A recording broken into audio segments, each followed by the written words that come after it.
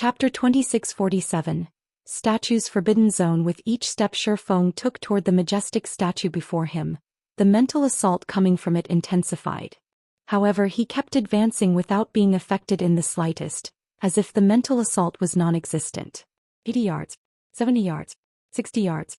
After just a short moment, Shifeng arrived at the 50-yard mark and stood beside Violet Cloud. At this moment, though, his expression turned slightly serious. It was obvious that the statue's mental assaults were starting to affect him. However, everyone also understood that this was not his limit. Is he a monster? He actually caught up to Violet so quickly. Moreover, he's not even at his limit yet. Ilofei, who was seated nearby, stared at Shifeng in shock. Just what did he do during this period to improve so much?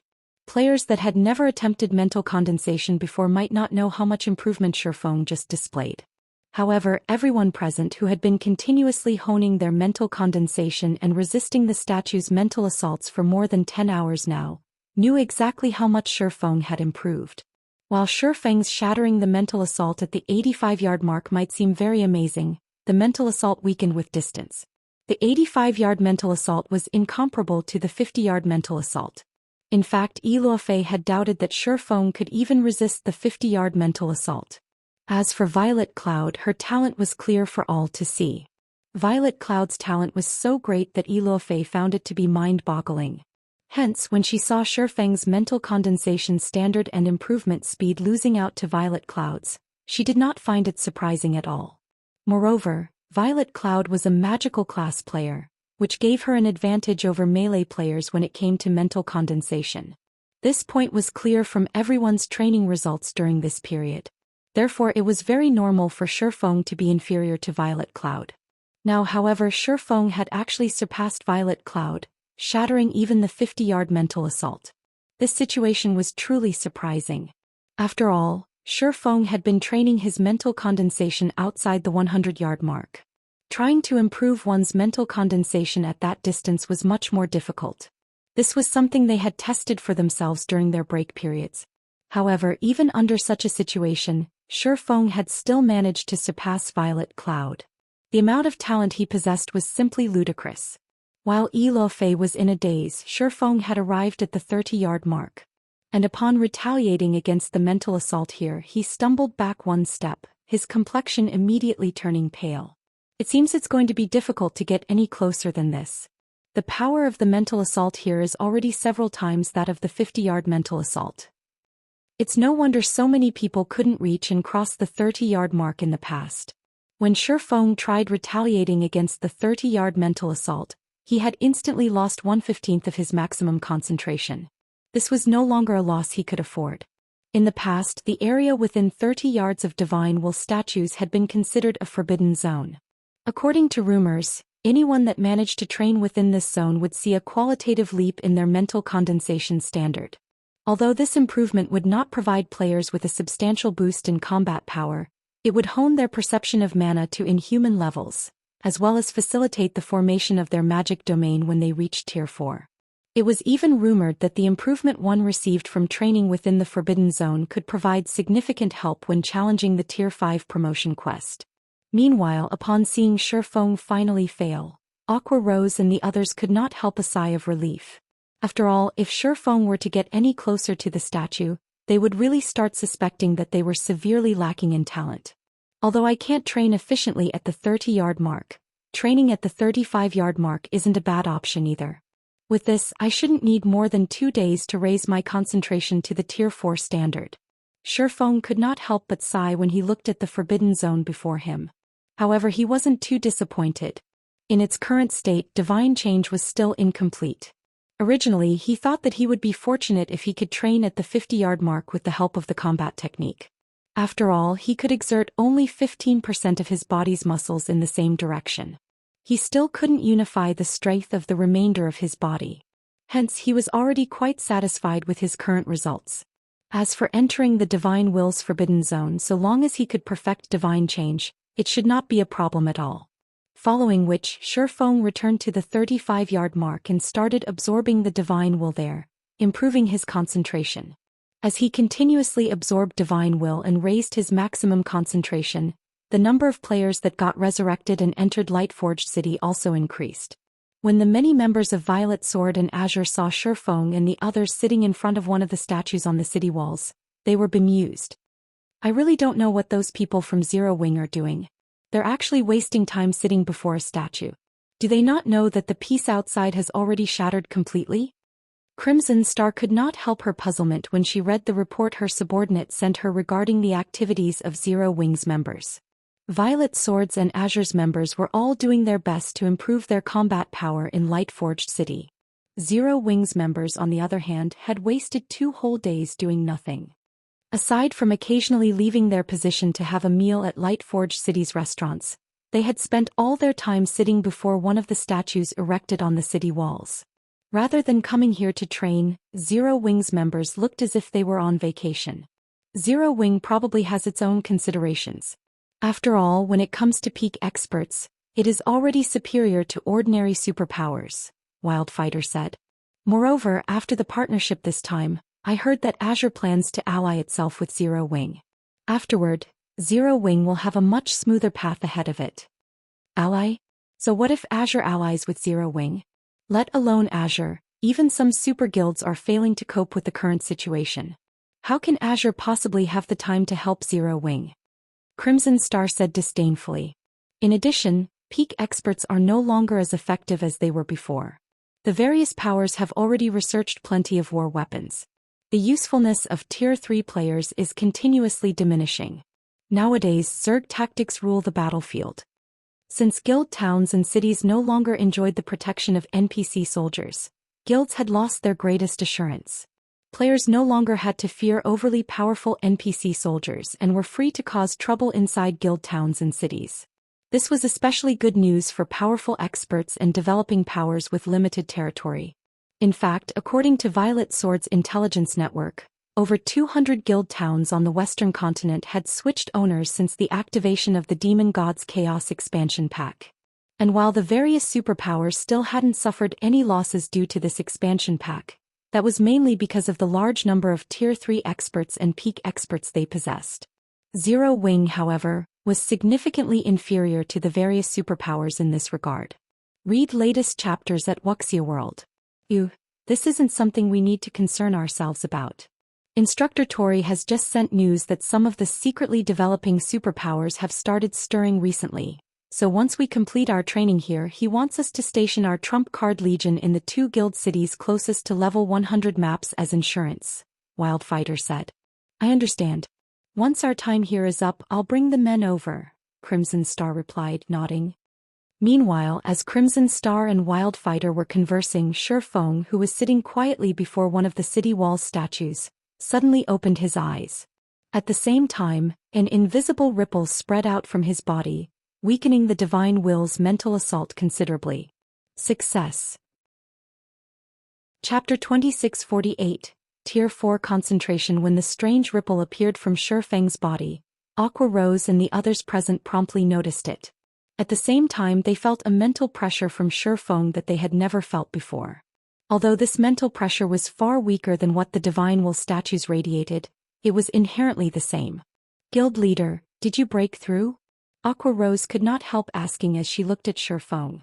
Although she understood that Shifeng had achieved a breakthrough, she still wanted confirmation. The difficulty of raising concentration was far greater than she had expected. Even now she could sense that she was still far from a breakthrough. Even Violet Cloud, whose mental condensation standard was second only to Shifeng's, had a long way to go, 30% or so, to reach the Tier 4 standard and its concomitant qualitative transformation. I've reached the Tier 4 standard already, Shifeng said, nodding happily as he focused his mind on experiencing the changes brought about by having his concentration reach the Tier 4 standard. Before, this was a realm that he was never able to reach in the past no matter what he did. Even though only his concentration had reached the Tier 4 standard for now, it was already more than enough to excite him. In God's domain, Tier 4 was a major turning point for players, a far more important one than when players went from Tier 2 to Tier 3. One could say that more than 99% of Tier 3 players would never be able to reach Tier 4. In order to reach Tier 4, aside from sufficiently high combat standards and equipment standards, one also needed a lot of luck and fortuitous opportunities. If a player lacked any of these factors, the difficulty of reaching Tier 4 would increase exponentially. Now, with Shifeng's concentration at the Tier 4 standard, his chances of attaining Tier 4 in the future had just increased significantly. Guild leader, what does it feel like to have Tier 4 concentration? Is the difference large? Yan Tianxing asked, curious. Upon hearing Yan Tianxing's question, everyone turned to Shifeng with inquisitive eyes. It's large. It's very large, Shifeng answered after giving the matter some thought. You can say that I've already reached a completely different level.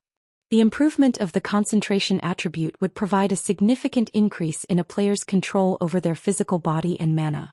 The concentration attribute reaching the Tier 4 standard would even bring about a qualitative transformation. Take the Holy Annihilation mana technique for example. If executing Light Shadow cost him 10 points of concentration previously, then now it required only 3 points. As for the concentration cost of executing Bronze combat techniques, it had dropped even further.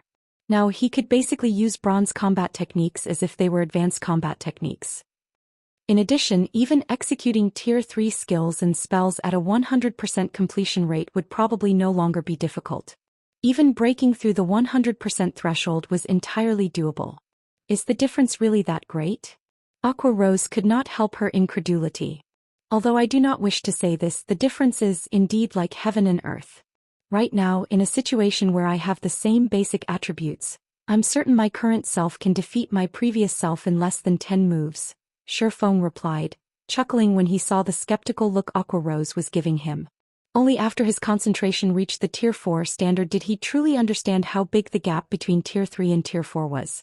It was no wonder the Tier 4 experts in the past could trounce a group of Tier 3 peak experts, with some Tier 4 experts even able to capture a guild town single-handedly. The reason for this wasn't the powerful basic attributes Tier 4 players had but their control over their physical body and mana, which had reached a whole new realm. Even with the same physical body, Shifeng had now doubled his combat power at the very least. Moreover, the cost of exertion had been drastically reduced. Now even Zerg tactics were useless against him. In his current state he could truly destroy an army of players all by himself. The improvement is that much? Elofei was astonished by Shifeng's example. Before, their guild leader could already be considered invincible among Tier 3 existences. After all, he had overwhelmed the ancient secret land's Tier 4 region chiefs. Now, however, he was claiming that his Tier 4 concentration would let him defeat his previous self in less than 10 moves. At this point, she no longer dared imagine how powerful he currently was. Even actual Tier 4 players might not be a match for him. Alright, we don't have much time left. Hurry up and continue absorbing the divine will. It'll be quite some time before you can enter here again, Shifeng said, chuckling as he looked at everyone's yearning expressions. The alchemy array they used lasted only 7 days and had a 10-day cooldown. Even if everyone gained the right to stay in Lightforged City for as long as they wanted, they would still have to leave the city for at least 3 days before they could enter again. In addition, whenever they entered the ancient secret land, they had to spend a lot of time traveling to Lightforged City. Overall, they didn't really have much time to train here. At Shifeng's reminder, everyone promptly resumed absorbing the Tier 4 divine will the statue before them radiated. Although raising their concentration to the Tier 4 standard was incredibly difficult, just absorbing the divine will would still bring about a quantitative improvement to their concentration. Hence, they naturally couldn't waste the remaining time they had left in Lightforged City. Right, Violet, how close are you to achieving a breakthrough? Shifeng asked as he turned to Violet Cloud, who was preparing to resume her training. Just a while ago, Violet Cloud had advanced to the 40-yard mark and was very close to reaching his training spot already. Hence, her absorption rate of divine will was just slightly slower than his. I feel that I need to raise my concentration by another 20% or so before I hit the Tier 3 limit, Violet Cloud replied after sensing the current state of her concentration. Only 20%? That quick? Her answer stunned Shifeng. She was clearly still around 30% away from reaching the Tier 3 limit just now. He never thought that she could progress so rapidly. Taking out the 2 master concentration recovery potions he had left, he said, I still have 2 unused potions, take them. You're giving them to me? But what about everyone else? Violet Cloud automatically hesitated when she saw the 2 potions in Shifeng's hand. The master concentration recovery potion was incredibly valuable. If she had to do quests and slowly accumulate the required contribution points to exchange for them, it would take ages before she would have enough points for one potion. If Shifeng gave both of his remaining potions to her now, it would be unfair to everyone else. Read latest chapters at Wuxia World. You take them. You're the closest to achieving a breakthrough now. If your concentration can reach the Tier 4 standard, it'll be a great help to the guild. Aqua and the others will be happy to see that as well, Shifeng assured her. Giving the potions to someone else might be fine if Violet Cloud's concentration was still a long way from reaching the Tier 4 standard. However, since she was only 20% short of reaching the Tier 3 limit and her divine will absorption rate was only slightly inferior to his own, the 2 additional master concentration recovery potions might help her cross the threshold. Knowing this, he would naturally give both bottles to her. After all, so long as Violet Cloud's concentration reached the Tier 4 standard, Zero Wing would gain another true powerhouse. Guild leader, I definitely won't disappoint you and everyone else. I'll make sure my concentration reaches the Tier 4 standard by the time we leave Lightforged City. Violet Cloud said with determination as she accepted the 2 potions. She then returned to her training spot and focused fully on resisting the approaching mental assaults. As for Shifeng, he made his way to a quiet corner and shifted his attention to his bag space. Now that my concentration has reached the Tier 4 standard, it should be enough to accept this legacy. Shifeng's eyes shone with anticipation as he looked at the gigantic memory crystal sitting in his bag space. Chapter 2649 Astonishing Ancient Legacy Lightforged City, Crimson Silver Hotel. As a hotel that catered to Lightforged City's nobles, the Crimson Silver Hotel was off-limits to ordinary players and NPCs. The cost of resting in this prestigious hotel was similarly far beyond that of ordinary hotels. Any normal room within the hotel cost 300 magic crystals or 10 contribution points to rent per day. Even Crimson Star and the others, who had become nobles of Lightforged City due to the Noble Authority token, were unwilling to rest here. At this moment, however, Shifeng entered the hotel without hesitation, stunning the members of Violet Sword and Azure that saw him. Be it 300 magic crystals or 10 contribution points, neither was cheap. Paying such a high price just for some rest was an unnecessary extravagance. Renting a room in an ordinary hotel for the price of 30 magic crystals or 1 contribution point was more than enough. "My lord, how may I be of service?" a level 180 female attendant asked respectfully as she approached Shifeng. "I wish to rent a normal room here," Shifeng said as he handed 300 magic crystals to the attendant. "Very well," the female attendant said after verifying the payment. She then took out a crystalline key and gave it to Shifeng, saying, "My lord, here is your room key. You may choose any of the empty rooms upstairs." After accepting the key, Shifeng promptly made his way to the 2nd floor and entered one of the unoccupied rooms there. As soon as he entered the guest room, the mana density inside actually started rising rapidly. Just a short moment later, the ambient mana had more than doubled already. In addition, the mana here also gave him a soothing and calming feeling. Sure enough, the mana density here is much higher than in ordinary hotels. Shifeng nodded in satisfaction when he sensed the room's environment. If he merely wanted some rest, he would have gone to an ordinary hotel. However, he didn't intend to rest, but to obtain the ancient legacy recorded inside the memory crystal. Hence he could not afford to be careless. The Noble Hotel was much safer than the ordinary hotels in the city. This point was obvious just by looking at its attendants and guards. Every NPC here was at least a level 180 Tier 3 NPC. They were not existences current players could afford to provoke. In addition, the Noble Hotel was protected by a ridiculously strong 4-fold defensive magic array. Under normal circumstances, even Tier 5 existences would pose no threat to this magic array, let alone Tier 3 and Tier 4 existences. Now that Shifeng no longer had to worry about external disruptions, he immediately took out the memory crystal from his bag and readied himself to read its contents. The memory crystal he obtained would remain in existence for only 2 natural days. He had already spent a lot of this time raising his concentration standard. Now he had less than 3 hours left to read it.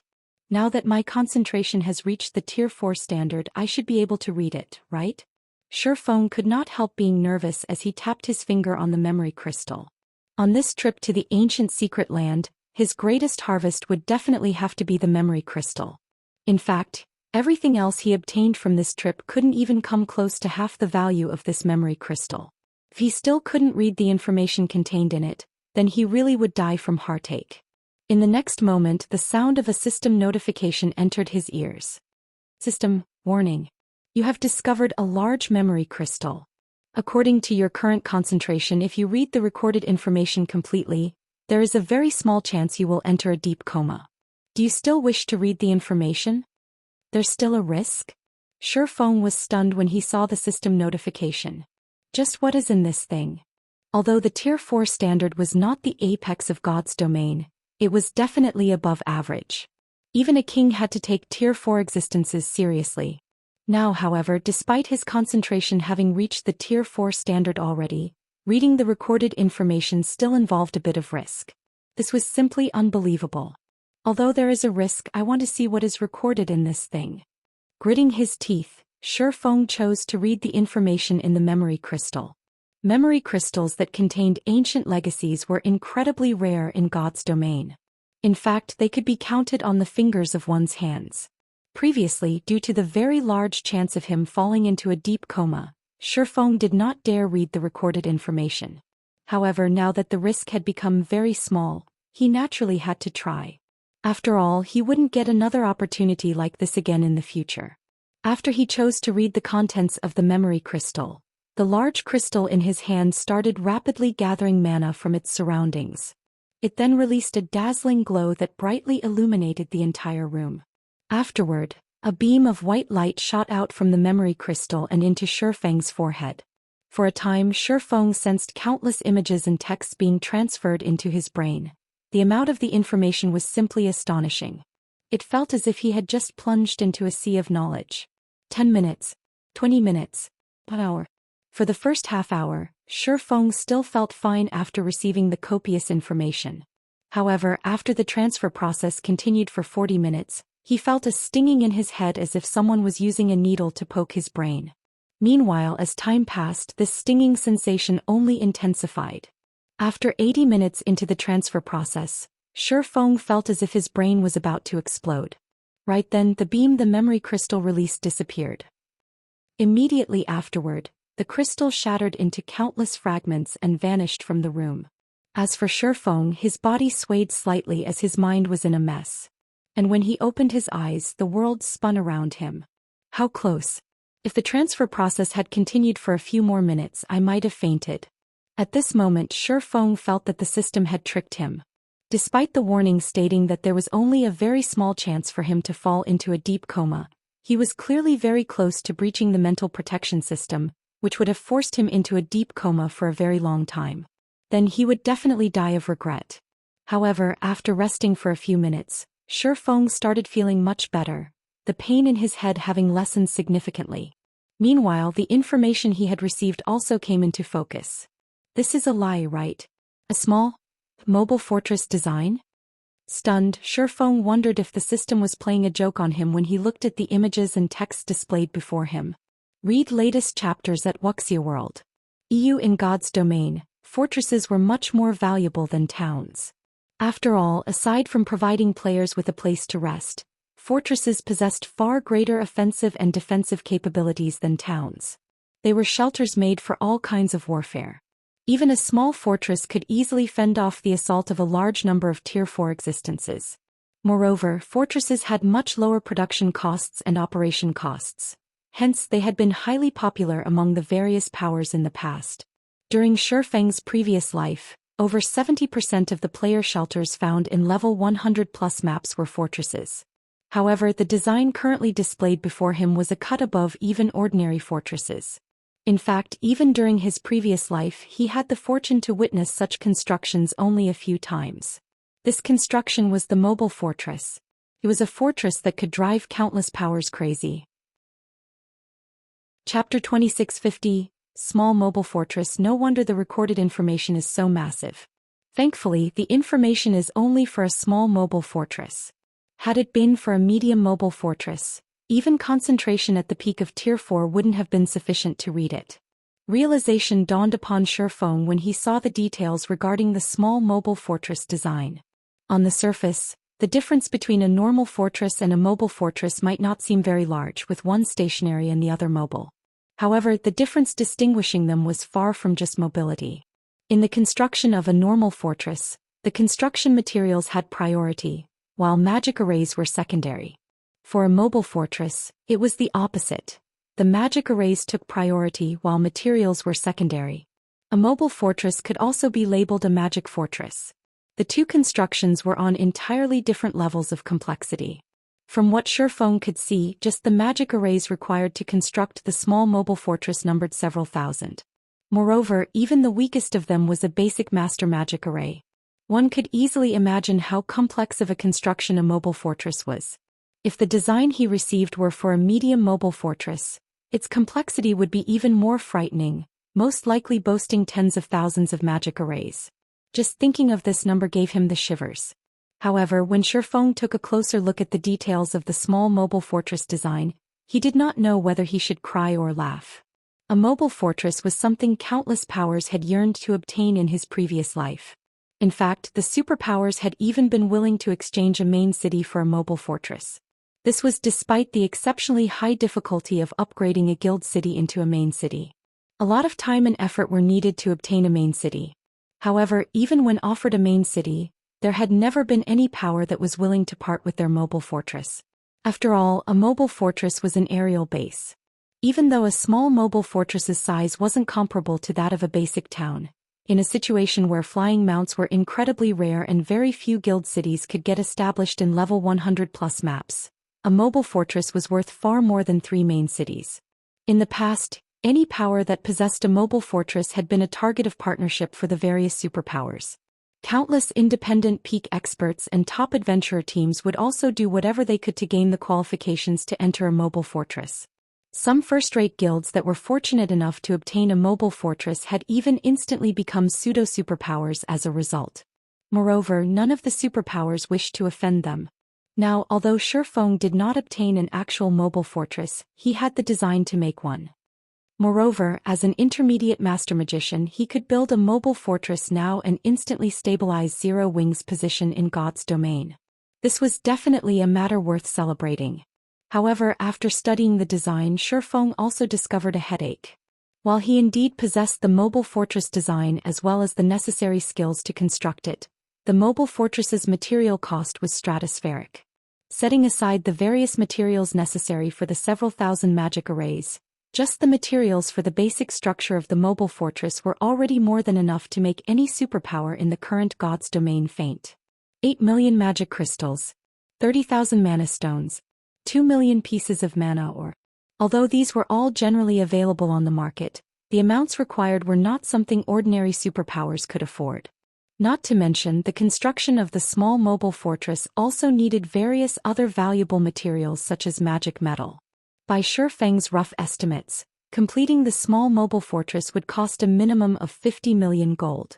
Let alone ordinary superpowers, even veteran superguilds would need a long time to collect such an enormous sum of money. Ordinary superpowers would be fortunate to have a liquid fund of 3 or 4 million gold. Even 10 ordinary superpowers combined wouldn't be able to fork out 50 million gold unless they sold off their assets. However, doing so would be akin to putting the cart before the horse. Before they could even finish constructing the mobile fortress, they would have caused the collapse of their guilds already. Most importantly, coins weren't the main problem. After all, coins were the most basic form of currency in God's domain. However, it was a different story for magic crystals, mana stones and mana oregon. Aside from being hard currency, they were also essential items for players to get by. Whether it was now or in the future, this fact would remain true. Hence, the difficulty of obtaining all these materials was much greater than the difficulty of accumulating 50 million gold. Since the minimum material cost alone is already 50 million gold, it's no wonder no powers were willing to sell their mobile fortresses and would even refuse to accept main city ranked guild cities. If it were up to me, I definitely wouldn't make such an exchange either. Shifeng could not help a bitter smile when he saw the list of required materials. The value of a main city ranked guild city indeed surpassed 50 million gold. However, 50 million gold was only the material cost of a small mobile fortress. Moreover, this was under ideal market conditions. Magic crystals, mana stones and mana ore were in low supply and high demand in God's domain. Just collecting the necessary amount to construct a small mobile fortress would most definitely cause a shortage, which would in turn raise their prices. Chapter 2651, Kingdom perishes. The Purple Thorns Kingdom is no more? How did it disappear? Shi Feng was momentarily stunned when he heard Aqua Rose's report. Although there were over 100 kingdoms in God's domain, the strength these kingdoms possessed was no trivial matter. In the case of the Purple Thorns Kingdom, it was average among the various kingdoms in existence. Although it was smaller than Starmoon Kingdom, its national power was only slightly weaker than that of Starmoon Kingdom. Hence, Shi Feng found it hard to imagine that there would be anything capable of destroying a kingdom like the Purple Thorns Kingdom. In the past, kingdoms had started rising and perishing only when quite a number of players had already reached Tier 4 and were preparing to challenge their Tier 5 promotion quest. In the current God's domain, however, let alone preparing to challenge the Tier 5 promotion quest, there wasn't even a single Tier 4 player in existence. It was utterly impossible for players to destroy an entire kingdom. If not for Shi Feng knowing that Aqua Rose would not joke about such an important matter, he really would think that she was kidding him. We still don't know the exact details. All we know is that the entire Purple Thorns Kingdom has been isolated from the outside world. According to the players that managed to escape from the kingdom before its isolation, powerful monsters had suddenly appeared in the Purple Thorns Kingdom, and these monsters were aggressively targeting players. At the same time, all NPCs at Tier 3 and above within the kingdom's NPC towns and cities had either disappeared or were placed in a strange state where they could not do combat. As a result, these newly appeared powerful monsters quickly overran the various NPC towns and cities. Moreover, any players killed by these monsters lose 10 levels and have their souls placed in an extremely weakened state, preventing them from logging into God's domain for 10 days. As for the corpses of these players, they are turned into either monsters themselves or food to strengthen these monsters. This incident has already shaken the entire Eastern continent. Every power is sending people to investigate this matter. The Black Dragon Empire and several kingdoms neighboring the Purple Thorns Kingdom have even dispatched their NPC armies to the Purple Thorns Kingdom's border to investigate. However, until now, nobody has managed to obtain any information. On the contrary, the players sent to investigate ended up getting ambushed and killed by the monsters there. Aqua Rose was similarly shocked when she received the news. She never thought that an incident like this would actually happen in God's domain. It might be understandable if it were an NPC city that suffered destruction, but the annihilation of an entire kingdom was simply unimaginable. Moreover, even now, nobody knew what exactly had happened to the Purple Thorns Kingdom. This situation made the players operating in the neighboring kingdoms and empires nervous, afraid that their country would become the next Purple Thorns Kingdom. If that happened, then all the time and effort they'd spent establishing a foundation in their respective countries would be wasted. The various powers that had been developing in the Purple Thorns Kingdom in particular were close to going crazy now. In order to develop in the Purple Thorns Kingdom, the various powers had purchased large tracts of real estate there. They had even constructed numerous guild towns and cities. However, because of the Purple Thorns Kingdom's fall, all of these investments were gone. Many guilds had even collapsed because of this incident. Just thinking of this matter made Aqua Rose shudder. Killed players are turned into either monsters or food that goes to improving the monsters. When Shi Feng heard Aqua Rose's statement, the name of one person came to mind. However, he soon shook his head in denial. Although Beast Emperor possesses the evil god's legacy, he shouldn't be capable of rendering so many powerful NPCs incapable of combat and even destroying the Purple Thorns Kingdom. In the past, the evil god's temple had indeed caused many problems for the Eastern continent. However, by the time the evil god's temple had become a real threat, quite a number of players had already reached Tier 4. Moreover, the evil beasts of the evil god's temple required a lot of time to build up their strength. In fact, let alone the current evil god's temple, even when the evil god's temple had been at its peak in the past, it couldn't destroy an entire kingdom so quickly. Guild leader, because of this matter, the entire guild is in chaos. Many hidden powers are trying to take advantage of this situation. The players and powers that escaped from the Purple Thorns Kingdom in particular, are now waging war over the various resource spots in Starmoon Kingdom. The entire Star Moon Kingdom is in a mess, Aqua Rose said in frustration. Moreover, many of Star Moon Kingdom's players have started migrating to other kingdoms and empires, which has led to a drop in the player populations of the kingdom's cities. The kingdom's economy is now plummeting. I understand. Have Fire and the others get ready. We'll return to Star Moon Kingdom immediately, Shifeng said, nodding. Originally, he had planned to partner with Azure to visit the neutral sea zone off the Silver Moon Empire and see if they could occupy one of the islands there. If he had a guild town in that neutral sea zone, it would serve as a foundation for Zero Wing to develop its naval strength on the western continent. At this point, the accessible resource spots on the main continent were mostly occupied already. There were barely any resource spots left for Zero Wing to claim. To develop on the western continent, Zero Wing would have to occupy a level 100+ neutral map or develop out at sea. However, establishing a foothold in a level 100+ neutral map was easier said than done. Not even the local superpowers could pull it off. Hence, Shifeng had decided to let Zero Wing develop in the western continent's neutral sea zones. Given the current situation, however, it would seem that his plan was no longer viable. What about Violet? Her concentration should be close to reaching the Tier 4 standard already. If we leave now, Aqua Rose had to ask. Let her stay here and continue training. The rest of us will head back first, Shifeng decided. Moreover, we also need a powerful expert to safeguard our territories here on the western continent. I understand. I'll contact Fire and the others now and have them get ready, Aqua Rose said before disconnecting the call and gathering the other members of Zero Wing. As for Shifeng, he did not idle around but contacted Duan Hanshan right away. Guild leader Black Flame, seeing as you're contacting me so suddenly at this time, you've probably received news about the Purple Thorns Kingdom as well and wish to have Azure help you return to the eastern continent, right? Duan Hanshan said, smiling as he caressed his beard. Elder Hanshan really is amazing. That's right. We plan to return to the eastern continent. However, trying to send back 100 players is a little difficult for us. So we'll need your chamber's help, Shifeng said, nodding. Of course, we will pay the fees according to market price. Currently, the interactions between the two main continents were growing. Some superpowers capable of intercontinental travel had even started offering teleportation services. Ordinary powers still lacked the qualifications to utilize these services. However, now that Zero Wing and Azure were allies, Azure naturally wouldn't refuse to teleport Zero Wing's members back to the eastern continent. Guild leader Black Flame, you're being too polite. Our two guilds have just become allies, so let's just set the fee aside, Duan Hanshan said, waving his hand.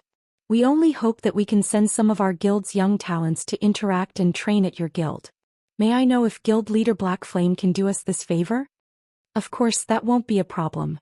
Only by interacting with each other can we improve more quickly. This is a good thing for both of us. How can I possibly refuse? Shifeng replied, slightly surprised by Duan Hanshan's proposal. He never thought that the Azure Chamber of Commerce would consider such an action. This offer was good news for Shifeng. After all, he was basically getting free labor. Moreover, he could tell that Azure was expressing its goodwill to Zero Wing. He naturally wouldn't reject such an offer. In that case, thank you, Guild Leader Black Flame, Duan Hanshan said. Afterward, all you need to do is head to Purple Light City with your team. Solitary Frost and the others will bring you all to the teleportation point. All right. Shifeng nodded before disconnecting the call. He then left the guest room he rented and made his way to Lightforge City's teleportation plaza. After Zero Wing's members gathered at the teleportation plaza, they promptly left the ancient secret land. Solitary Frost's team of 40 then led Zero Wing's members toward a teleportation point leading to the eastern continent. Guild leader Black Flame, given the number of people this time, we can only make use of this random teleportation array. When it activates, everyone will be teleported to a random location on the eastern continent. So we'll have to travel to Star Moon Kingdom independently, Solitary Frost said as he pointed at the ancient ruin before them. That won't be a problem, Shifeng said, nodding. Read latest chapters at Wuxia World. EU of the teleportation arrays that allowed intercontinental travel, the ones capable of teleporting a large number of players generally did not have fixed destinations. Although this feature was somewhat troublesome, this trouble was nothing compared to the benefits one could gain from intercontinental travel. Seeing that Shi Feng had no objections, Solitary Frost took out a key and activated the ruin's teleportation array. Immediately, a gigantic black hole appeared in the middle, rapidly depleting the ambient mana. Quick! This teleportation passage stays open for only 15 seconds. Once it disappears, we can reactivate it only after 10 days. Solitary Frost said hurriedly. After Solitary Frost's warning, Shi Feng and the others promptly jumped into the black hole and disappeared from the ancient ruin. Chapter 2652 Eastern Continent God's Domain, Eastern Continent. In a vast desert, a black hole with a 6-meter radius suddenly appeared. All mana within a 50-yard radius promptly surged toward it as if summoned. In the blink of an eye, the area around the black hole became a manaless area that players could not survive in. At the same time as this manaless area formed, a figure emerged from the black hole and landed on the sandy ground. Although the vicinity was devoid of mana, the body of this figure was actually wrapped in a dense layer of mana and remained utterly unaffected by the harsh environment. "I'm finally out." Shi Feng stared in disgust at the gradually dissipating black hole. That ancient ruin's random teleportation array is simply a scam. Other random teleportation arrays teleport players directly to their destination, yet this one actually makes players go through a spatial maze first. If I couldn't fly, I would have most likely been stuck inside that spatial maze for about 5 or 6 hours. He had used random teleportation arrays in God's Domain before, but this was definitely the first time he had come across such a bizarre random teleportation array. Entering the black hole on the western continent transported him into a gigantic spatial maze, and he had to search for the exit himself. However, that still wasn't the worst part. What was worse were the many void creatures inside the maze. Fortunately, these void creatures were only around level 120, and the majority of them were at the Great Lord standard only. Moreover, he possessed Gale Domain, which granted him the ability to fly, so he was able to easily shake off the monsters chasing after him and search for the exit quickly. After inwardly grumbling a little, Shi Feng took out a return scroll for White River City. He wanted to take a look at White River City's condition immediately. However, when Shi Feng unfurled the return scroll and started activating it, the sound of a system notification immediately entered his ears. "System. A strange energy is sealing this area. All forms of teleportation cannot be used here." "I can't teleport here?" Shi Feng frowned upon seeing this notification. Was I unlucky and got teleported to a forbidden land? In God's Domain, aside from some special locations, forbidden lands were the only places that prohibited the use of return scrolls. Meanwhile, the chances of a random teleportation array sending players into special locations were 0 because such locations had to be entered using specific methods. As for forbidden lands, they only prevented players from teleporting out of them and not into them. It seems I have no choice but to fly out of this place. Having no better option, Shi Feng stored his return scroll and took out the Thunder Eagle summoning flute. However, a second after he tried to summon the Thunder Eagle, he was dumbfounded once more. "System. A strange energy is sealing this area. Flying mounts cannot be used." What is this place? It actually prohibits the use of flying mounts. Shi Feng was truly stunned when he saw this system notification. As far as he remembered, forbidden lands generally did not prohibit the use of flying mounts. Those that did were usually level 150 plus forbidden lands. Even with his current self, he would not dare set foot into such high-level forbidden lands. The main reason for this wasn't him lacking levels but the possibility of Tier 5 world bosses spawning in level 150 plus forbidden lands. Against a Tier 5 world boss, even a player of his caliber would be no different from an ant. While Shi Feng was grappling with this headache, a weak ripple of mana came from far away. He turned reflexively to look at its source, but the only thing he could make out was a bunch of ant-like figures fighting in the distance. By his estimates, those figures should be more than 1,500 yards away. What's going on? Shi Feng was stupefied by this situation. 4 Tier 3 players, 1,500 yards was already the very limit of their visual range. At such a great distance, unless the other side was using large-scale destruction spells influencing a radius of several hundred yards, he shouldn't be able to sense any mana fluctuations from his position. However, such spells were definitely beyond the capabilities of Tier 3 magical class players. And from what he could see, the figures in question weren't using spells of such scale and power either. Is this an effect of having Tier 4 concentration? After giving the matter some thought, Zhou Xian could think of only this explanation for this situation. This discovery astonished him. No wonder I was never able to escape Tier 4 players once I got discovered. A perception range of 1,500 yards. This perception range was already on superhuman levels. The perception range Tier 3 players possessed couldn't even come close. Previously, no magical battles had taken place in his vicinity after his concentration had reached the Tier 4 standard. Moreover, he had been in a mana-rich environment, so he didn't sense any particular changes to his perception of mana. However, now that he had arrived in a place with very thin mana, he became extraordinarily sensitive to the changes in mana. Nonetheless, Zhou Xian did not dwell on the matter. With quick steps, he made his way toward the origin of the mana fluctuations, since he could sense that the cause of these mana fluctuations were players. With the system map inaccessible, he couldn't tell where he was right now. Hence, collecting information about his current location was of utmost importance. Otherwise, he wouldn't even know how he could return to Star Moon Kingdom. Meanwhile, players were undoubtedly the best source of information.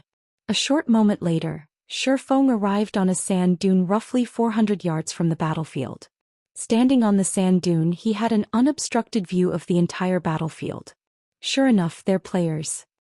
Currently, a 200-man team of players was fighting several dozen strange monsters while protecting a dozen or so carriages and a group of NPCs. Faux Saint Saboteur. Elemental Creature, Great Lord. Level 112 HP 120, 000, 000/120, 000, 000, Faux Saint Destroyer. Elemental Creature, Grand Lord. Level 114 HP 450, 000, 000/450, 000, The bodies of these strange monsters were pure white, looking like white statues. Every one of these monsters brandished weapons and wore armor. Although they weren't very high-leveled, every one of them was using spells in combat. Moreover, they also possessed very high combat standards, with even the weakest among them at the 5th floor trial tower standard. As for the players fighting these monsters, they were all at level 110 or above. Although these players were coping against these monsters, it was obvious that they were at a disadvantage. If not for the team's 8 Tier 3 experts holding off the 2 Faux Saint Destroyers, the team would have long since suffered annihilation. Vice Commander Wind, we can't continue like this. 2 destroyers are already far beyond our capability, the male Tier 3 shield warrior tanking one of the Faux Saint Destroyers said as he turned to look at the female Tier 3 swordsman tackling the other Faux Saint Destroyer. The female swordsman in question was clad in crimson armor and wielded 2 swords. By relying on her profound footwork, she managed to evade the Faux Saint Destroyer's spells one after another. Occasionally, she also landed an attack on the Grand Lord and dealt some damage. From her performance, it was clear that she was at the Flowing Water Realm standard. After putting some distance between herself and the Faux Saint Destroyer before her, the female swordsman replied, "I know. I've already contacted the commander for reinforcements, but the commander's team is still some distance away. They'll need around 2 hours to reach us." 2 hours? We won't last that long. The Tier 3 shield warrior exclaimed, exasperated. Read latest chapters at Wuxia World. EU currently, although they were pinning down the 2 Faux Saint Destroyers, the rest of the team had their hands full with the Faux Saint Saboteurs. Overall, their entire team was barely doing any damage to these monsters. Meanwhile, at the rate they were expending stamina, they wouldn't last more than an hour against these monsters. In regard to this situation, the female swordsman also could not help feeling frustrated. If it were possible, she would have given the command to escape. However, these Faux Saint monsters possessed an incredibly wide perception range. So long as players came across them, it was basically impossible to escape them. And even if they disregarded this fact and tried to flee, they would simply be making things worse. After all, this entire desert that they were in teemed with Faux Saint monsters.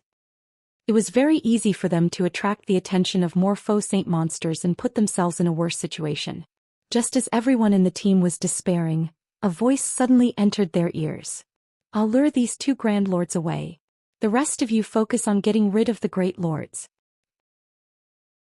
Chapter 2653, Repelling Faux Saints. Upon hearing this voice, the merchant fleet's 200 players promptly turned to look toward its origin.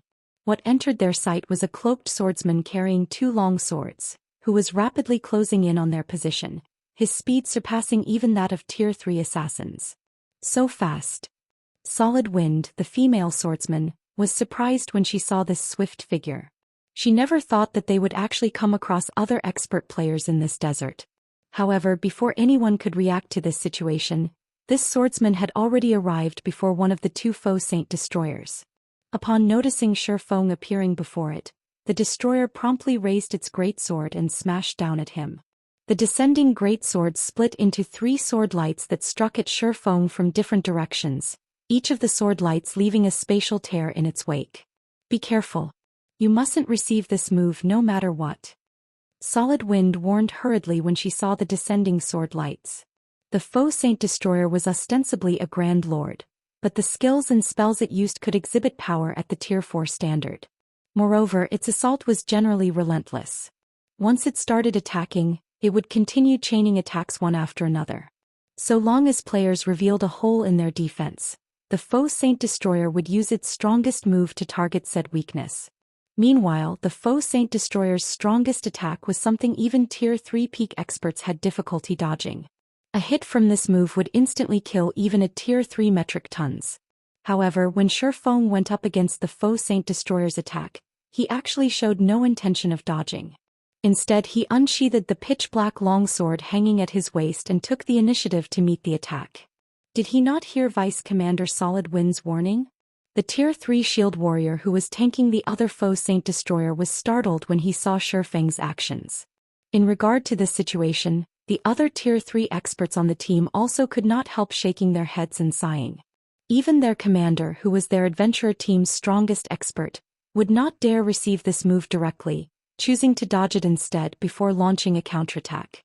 After all, so long as one clashed with this move, holes would inevitably appear in one's defense. If that happened, even 2 or 3 healers would not be enough to keep one alive. Although everyone present wished to help Shifeng, the foe Saint Destroyer's attack was simply too fast. Nobody would make it in time. Damn it! Solid Wind gnashed her teeth when she saw this scene. They had just gained the help of a Tier 3 expert. While having an extra Tier 3 expert might not change the overall situation, it would increase the team's combat power and let them survive longer. With the swordsman's help, they might even be able to hold out until their commander's team arrived. Now, however, boom! The loud clash of metal against metal thundered. At the same time, a frightening shockwave swept into the surroundings, creating a miniature sandstorm around its epicenter. However, contrary to everyone's expectations, they did not see the swordsman's figure flying out of the sandstorm. Instead, the situation inside the sandstorm became strangely calm after the initial collision. When the sand settled, what entered everyone's eyes was the scene of Shifeng standing there quietly, his pitch-black longsword pushing against the foe Saint Destroyer's silvery white greatsword. At this moment, not only was Shifeng unharmed, but he was still in his original position. He blocked it. How is that possible? Everyone's eyes nearly fell out of their sockets when they saw Shifeng unscathed and in place. The move the foe Saint Destroyer just used carried power at the Tier 4 standard. Even a Tier 3 metric tons would stumble several steps backward when receiving this attack with their shield. However, far from making Shifeng stumble, the foe Saint Destroyer's greatsword actually failed to budge his longsword by even an inch. It was as if the destroyer's greatsword had just smashed into an impenetrable wall. The most frightening thing about all of this was that Shifeng had used only one hand to stop the foe Saint Destroyer's attack. How high is his strength? After seeing this astonishing scene, Solid Wind paid closer attention to Shifeng. Even her commander, who was fully geared in top-tier dark gold equipment and wielded an epic weapon, would not dare receive a foe Saint Destroyer's attack directly, yet Shifeng blocked the attack so casually. This was simply unbelievable. However, before anyone could react to the situation, Shifeng swung the abyssal blade once more and sent a perfect crescent cutting at the foe Saint Destroyer before him. Failing to defend itself in time, the destroyer took the hit and stumbled 5 steps back. At the same time, a damage exceeding -300,000 appeared above its head. The damage from Shifeng's attack was more than 5 times higher than what Solid Wind and the others managed to cause. Immediately afterward, Shifeng sent a crescent arc flying at the other foe Saint Destroyer. This time though the targeted destroyer reacted in time, interposing its greatsword. Ping. The instant the crescent arc came into contact with the greatsword, the impact lifted the targeted foe Saint Destroyer slightly off the ground and sent it flying 5 yards back. By the time the foe Saint Destroyer managed to stabilize its body, silence filled the entire battlefield as the 200 players guarding the merchant fleet gaped in shock at the scene that had just taken place. Strong. Shifeng was simply too strong. The 2 foe Saint Destroyers alone were more than capable of annihilating their 200-man team, yet Shifeng had suppressed both of them with just 2 casual moves. He was absolutely inhuman. Leave these 2 foe Saint Destroyers to me. The rest of you quickly take care of those saboteurs. Shifeng shouted when he saw that everyone was staring at him in a daze. Got it. Upon hearing Shifeng's reminder, everyone promptly snapped out of their daze and resumed fighting the foe Saint saboteurs without hesitation. In less than an hour, because of Shifeng pinning down the 2 foe Saint Destroyers, the team was able to finish off 70% of the foe Saint saboteurs present. After seeing that the tide of the battle was turning against them, the 2 foe Saint Destroyers actually quit the field without hesitation. As for the surviving foe Saint saboteurs, they similarly scattered and fled as well. They're escaping? What are these monsters? Shifeng was surprised to see the foe Saint monsters fleeing. He had seen monsters abandon fights before. However, those monsters would generally turn tail only when their HPs had fallen to a critical level. On the other hand, the foe Saint monsters that fled still had most of their HP. The 2 foe Saint Destroyers in particular were basically still at full HP. Read latest chapters at Wuxia World. We don't know what exactly these foe Saint monsters are. We only know that they came from Starmoon Kingdom's side. Moreover, every one of them possesses extremely high intellect. So long as they see that they have no chance of winning, they will scatter and flee immediately. This is especially true for those foe Saint Destroyers. Even now, we haven't heard of any team killing one, Solid Wind explained when she saw the confusion on Shifeng's face. They came from Starmoon Kingdom? Solid Wind's words surprised Shifeng. Curious, he asked, Vice Commander Wind, could we be very close to Starmoon Kingdom? As far as he knew, there were no maps close to Starmoon Kingdom that prohibited the use of teleportation, flying mounts, and the system map. Once we cross this desert area, which is in the Orc Empire, we'll arrive at Starmoon Kingdom's fallen border, Solid Wind said as she eyed Shifeng strangely. After all, this information was common knowledge already. The Orc Empire? Starmoon Kingdom's fallen border? Shifeng grew even more confused at Solid Wind's words. Wasn't it the Purple Thorns Kingdom that has fallen? Chapter 2654. Obsolete Zero Wing? Upon hearing Shifeng's question, Solid Wind and the others gave him strange looks. Am I mistaken about something? Shifeng asked, puzzled by their reactions. The information Aqua Rose reported couldn't be false. Moreover, Duan Hanshan had also mentioned the matter of the Purple Thorns Kingdom falling. Even if Aqua Rose received the wrong information, there was no way a super guild like the Azure Chamber of Commerce would as well. You're not wrong, Solid Wind said, shaking her head. It's just that the fall of the Purple Thorns Kingdom happened 9 days ago. 9 days ago? Shifeng was stunned by Solid Wind's words. For a moment he wondered if she was trying to trick him. According to the information Zero Wing received, the Purple Thorns Kingdom had fallen only a day ago. Even if there was an error in the information, the time gap shouldn't be this large. The Purple Thorns Kingdom indeed fell 9 days ago. The incident shook the entire God's domain back then. The players and powers based in the kingdom were truly miserable, the Tier 3 shield warrior standing beside Solid Wind said, nodding. After that incident, many of the Purple Thorns Kingdom's players and powers banded together to plunder the resources of the neighboring kingdoms. The situation was so severe that 2 wars involving millions of players were waged. Many guilds collapsed as a result, 2 of them even second-rate guilds. The various major powers based in the neighboring kingdoms panicked. That's right. And 3 days ago, a horde of monsters emerged from the Purple Thorns Kingdom and invaded Starmoon Kingdom. Fortunately, Starmoon Kingdom did not face the predicament the Purple Thorns Kingdom had. All its Tier 3 NPCs and above remained in a combat-able state. Even so, in just half a day, nearly half of Starmoon Kingdom's territory was lost and became the nests of these foe saint monsters. Solid Wind explained when she saw the skepticism on Shifeng's face. Even after hearing Solid Wind's sincere explanation, Shifeng remained unconvinced. However, there was simply no reason for Solid Wind to lie to a stranger like him. Moreover, everyone's expression appeared natural. It did not seem as if they were faking anything. If these people were acting, then he really would have to tip his hat off to their strength. After all, unless one was at the Void Realm standard, avoiding the perception of a domain realm expert like himself would be very difficult. Only after reaching the Void Realm standard would people be able to control the minute actions their bodies made when lying. If Solid Wind and the others were truly lying, this meant that the entire 200-man team consisted of peak experts. Not even the 5 great super guilds had so many peak experts under their command. What is going on here? Shifeng could not make heads or tails of this matter. I spent at most 7 or 8 hours inside the spatial maze. How did I unknowingly waste 9 days? As soon as he received word of the Purple Thorns Kingdom's fall, he had hurried back to the eastern continent without hesitation. He didn't even log off midway. He also couldn't have fallen asleep during the journey and slept 9 whole days away. After all, he had remained fully conscious during his entire journey. 7 or 8 hours becoming 9 days. Shifeng suddenly thought of a possibility, and his complexion darkened at this thought. Did I enter a space with chaotic time?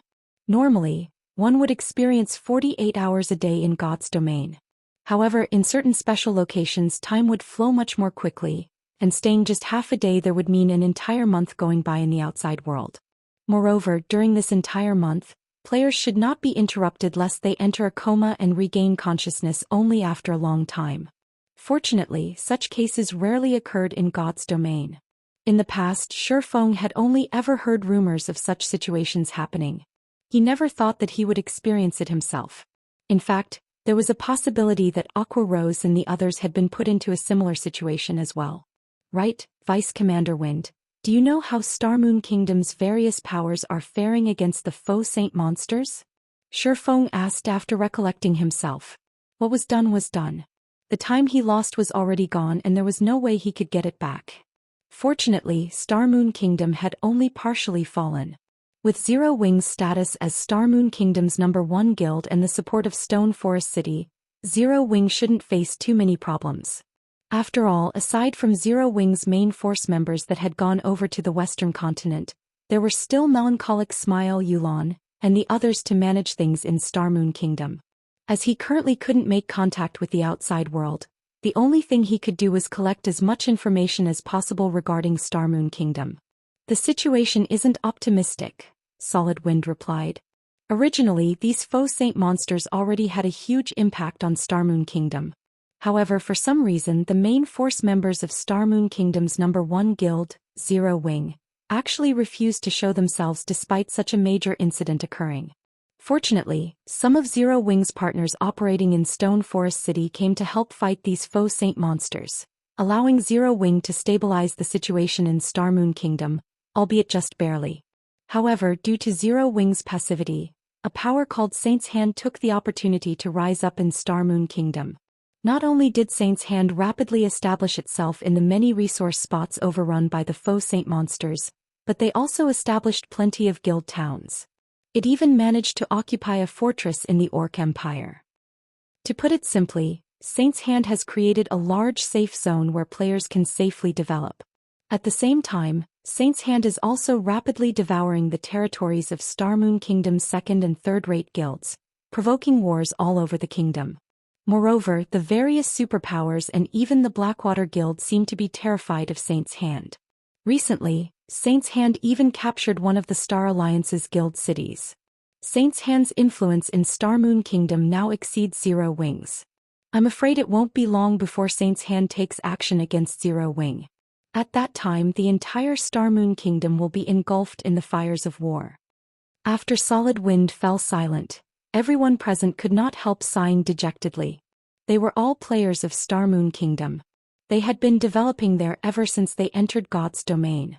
Despite the faux saint monsters threatening Star Moon Kingdom's continued existence, not only did the kingdom's various powers not band together to face this threat, but they had even started fighting each other with even greater ferocity. As things stood, how was Star Moon Kingdom supposed to fend off the faux saint monsters, which were growing increasingly stronger with each passing day. The current faux saint monsters were far stronger than those that first appeared in Starmoon Kingdom. Initially, the faux saint monsters were merely level 100 lords. Let alone tier 3 players, even a party of tier 2 experts could easily slay them. Now, however, the faux saint monsters had grown to the point where even the weakest among them was a great lord. Everyone estimated that it wouldn't be long before mythic-ranked faux saint monsters started appearing. At that point, Starmoon Kingdom would surely be doomed. Saint's Hand? This is interesting. Read latest chapters at Wuxia World. Despite going through his memories of his past life, Shifeng could not recall any power named Saint's Hand. However, seeing as Saint's Hand had managed to rise up in Starmoon Kingdom so quickly after the Purple Thorns Kingdom's fall, create a safe zone, and even capture a fortress in the Orc Empire, it was obvious that the guild possessed an extraordinary foundation. Friend, we are escorting this merchant fleet to Silverwing Town. How about coming with us? Currently, Silverwing Town has a tier 4 personal guard and many powerful combat puppets. It can be considered one of the few safe areas in the Orc Empire, as well as the Orc Empire's trade hub. Our commander is quite influential in Silverwing Town. If you wish to learn some more information about the situation, you should have an easier time doing so there, the tier 3 shield warrior suggested as he looked at Shifeng. In that case, I'll have to trouble you then, Shifeng said and thanked the shield warrior for the invitation. Currently, he didn't even know where exactly he was. He also didn't know the way back to Starmoon Kingdom. It would naturally be great if he could return to Silverwing Town. When the shield warrior heard Shifeng agree to his suggestion, he breathed out a sigh of relief. He then asked curiously, "Right, how should we address you, friend?" Chapter 2655. Birth of a Mythic. Upon hearing the tier 3 shield warrior's words, Solid Wind turned to Shifeng with an embarrassed expression. Previously, she had been focused on fighting, so she had forgotten to ask for Shifeng's name. In fact, she had even forgotten to thank Shifeng for his help. Fortunately, the shield warrior Crazed Bull had taken the initiative to ask. Otherwise, their adventurer team would appear very ungrateful. Black Flame, Shifeng replied calmly. Black Flame. Crazed Bull laughed involuntarily when he heard Shifeng's name. Friend, your name is too amazing. Most likely, nobody in Starmoon Kingdom would dare show disrespect to this name. The rest of the team nodded in agreement with Crazed Bull's words. At this point in time, there was nobody unaware of the name of Zero Wing's guild leader. Let alone the Star Alliance, a first-rate guild operating in Starmoon Kingdom, even the various superpowers had to show respect to Zero Wing now. All the players in Starmoon Kingdom knew of Black Flame's existence. However, no matter how they looked at Shifeng's cloaked figure, he didn't match the legendary Black Flame they knew of. They also didn't think that the guild leader of Zero Wing would come to this godforsaken place that was infested with faux saint monsters. Alright, it's just a form of address. Since he doesn't want to reveal his name, there's no need for us to pry into the matter, Solid Wind whispered through the team chat when she saw her teammates poking fun at Shifeng. At Solid Wind's admonishment, everyone promptly nodded and dropped the topic. After all, it was all thanks to Shifeng that they survived. Since Shifeng wished to conceal his identity, they naturally wouldn't try to delve into the matter. We still haven't thanked you for your help just now, Brother Black Flame. In the future, if you come across any trouble in the Orc Empire or Starmoon Kingdom, please feel free to seek us out. Our blood-packed adventurer team might not be comparable to large guilds, but we are more than capable of settling small problems, Solid Wind said in gratitude as she approached Shifeng. That's right. We might not be some famous top adventurer team, but we are still one of the top 20 adventurer teams operating in the Orc Empire. If you come across some wandering dark players, so long as you mention the name Blood Pact, those dark players will generally show some respect and take a step back, Crazed Bull said confidently. All right, Shifeng said, nodding. At the same time, a bitter smile formed beneath the hood of his cloak when he saw that Solid Wind and her team did not believe him. Let's get back on the carriages and continue on our way. Once night arrives, not only will those faux saint monsters grow more active, but Saint's Hand's members will also ambush the players operating around Silverwing Town. With the little manpower we have, we definitely won't be able to defend all the merchandise, Solid Wind said as she pointed at the nearby merchant fleet. Everyone then boarded the carriages of the merchant fleet, not daring to waste any more time in this place. Vice Commander Wind, since the faux saint monsters are more active at night, aren't Saint's Hand's members afraid of getting assaulted by them? Shifeng asked curiously after getting onto the leading carriage. Since Saint's Heart was trying to expand its influence in Star Moon Kingdom, clashing with Zero Wing was inevitable. Hence, he wasn't surprised that Saint's Heart was targeting the players operating around Zero Wing's territories. However, the faux saint monster's strength was no trivial matter either. It would be extremely foolish for Saint's Hand to take action in Silverwing Town's vicinity during the faux saint monster's peak period. We found this situation very strange as well. However, it seems that Saint's Hand has developed a special tool. And when players wear this special tool, so long as they do not attack those faux saint monsters, then those faux saint monsters won't attack them either. With this tool, Saint's Heart's members can coordinate their movements with the faux saint monsters in targeting Silverwing Town. Recently their assaults have become stronger. By the looks of it, Saint's Hand wants to capture Silverwing Town as soon as possible, Solid Wind said. However, for independent players like ourselves, we really don't wish to see Silverwing Town fall. Thus far the guild towns captured by Saint's Hand are open only to Saint's Hand's members. Meanwhile, Silverwing Town is the Orc Empire's current economic center. If Saint's Hand manages to capture Silverwing Town, then we won't have anywhere to go. Hence, many adventurer teams and even some of Star Moon Kingdom's guilds are currently working together to assist Zero Wing in defending against Saint's Heart's assault and protecting the merchant fleets heading toward Silverwing Town. Only, due to the faux saint monsters growing increasingly stronger, our side has recently started to fall into a disadvantage. I don't know how much longer we can hold out like this. Aside from Solid Wind, the other players present also hated Saint's Hand with a vengeance. Currently, the various kingdoms and powers were already struggling to deal with the faux saint monsters. Yet Saint's Hand was actually exploiting the situation, making it increasingly difficult for independent players like themselves to survive. However, despite their hatred for Saint's Hand, they were utterly powerless to do anything against the guild. In fact, even the various superpowers did not dare to oppose Saint's Hand and could only watch from the sidelines. From the conversations with Solid Wind and the others, Shifeng gradually understood Star Moon Kingdom's current situation. Although Star Moon Kingdom had already lost close to half of its territory, not a single main city-ranked NPC city had fallen. Even so, the situation did not look too good for the kingdom. This was because the faux saint monsters were growing increasingly stronger, which in turn prompted a large number of players to emigrate from the kingdom. At this point, White River City, which originally had a player population exceeding 10 million, now had a population of less than 4 million. The other NPC cities in the kingdom were in an even worse state. Meanwhile, the drastic decrease in player population had also caused Star Moon Kingdom's economy to contract, forcing many powers to leave the kingdom in search of greener pastures. To make matters worse, the departure of Star Moon Kingdom's major powers opened up opportunities for the various dark powers to rise up. The kingdom's dark powers had already developed to a point where normal players might lose their lives as soon as they left the protection of an NPC town or city. Overall, the situation in Star Moon Kingdom could be summed up with a single word: chaos. Most importantly, with the faux saint monsters growing increasingly stronger, everyone could already foresee the day when Star Moon Kingdom's main city-ranked NPC cities fell. At that time, the entire kingdom would collapse, and only those that joined Saint's Hand could avoid getting devoured by the faux saint monsters in the kingdom. As the merchant fleet continuously advanced, before anyone realized it, they had already arrived in a desert woodland close to Silverwing Town. Currently, at least 20 merchant fleets could be seen advancing towards Silverwing Town under the escort of players.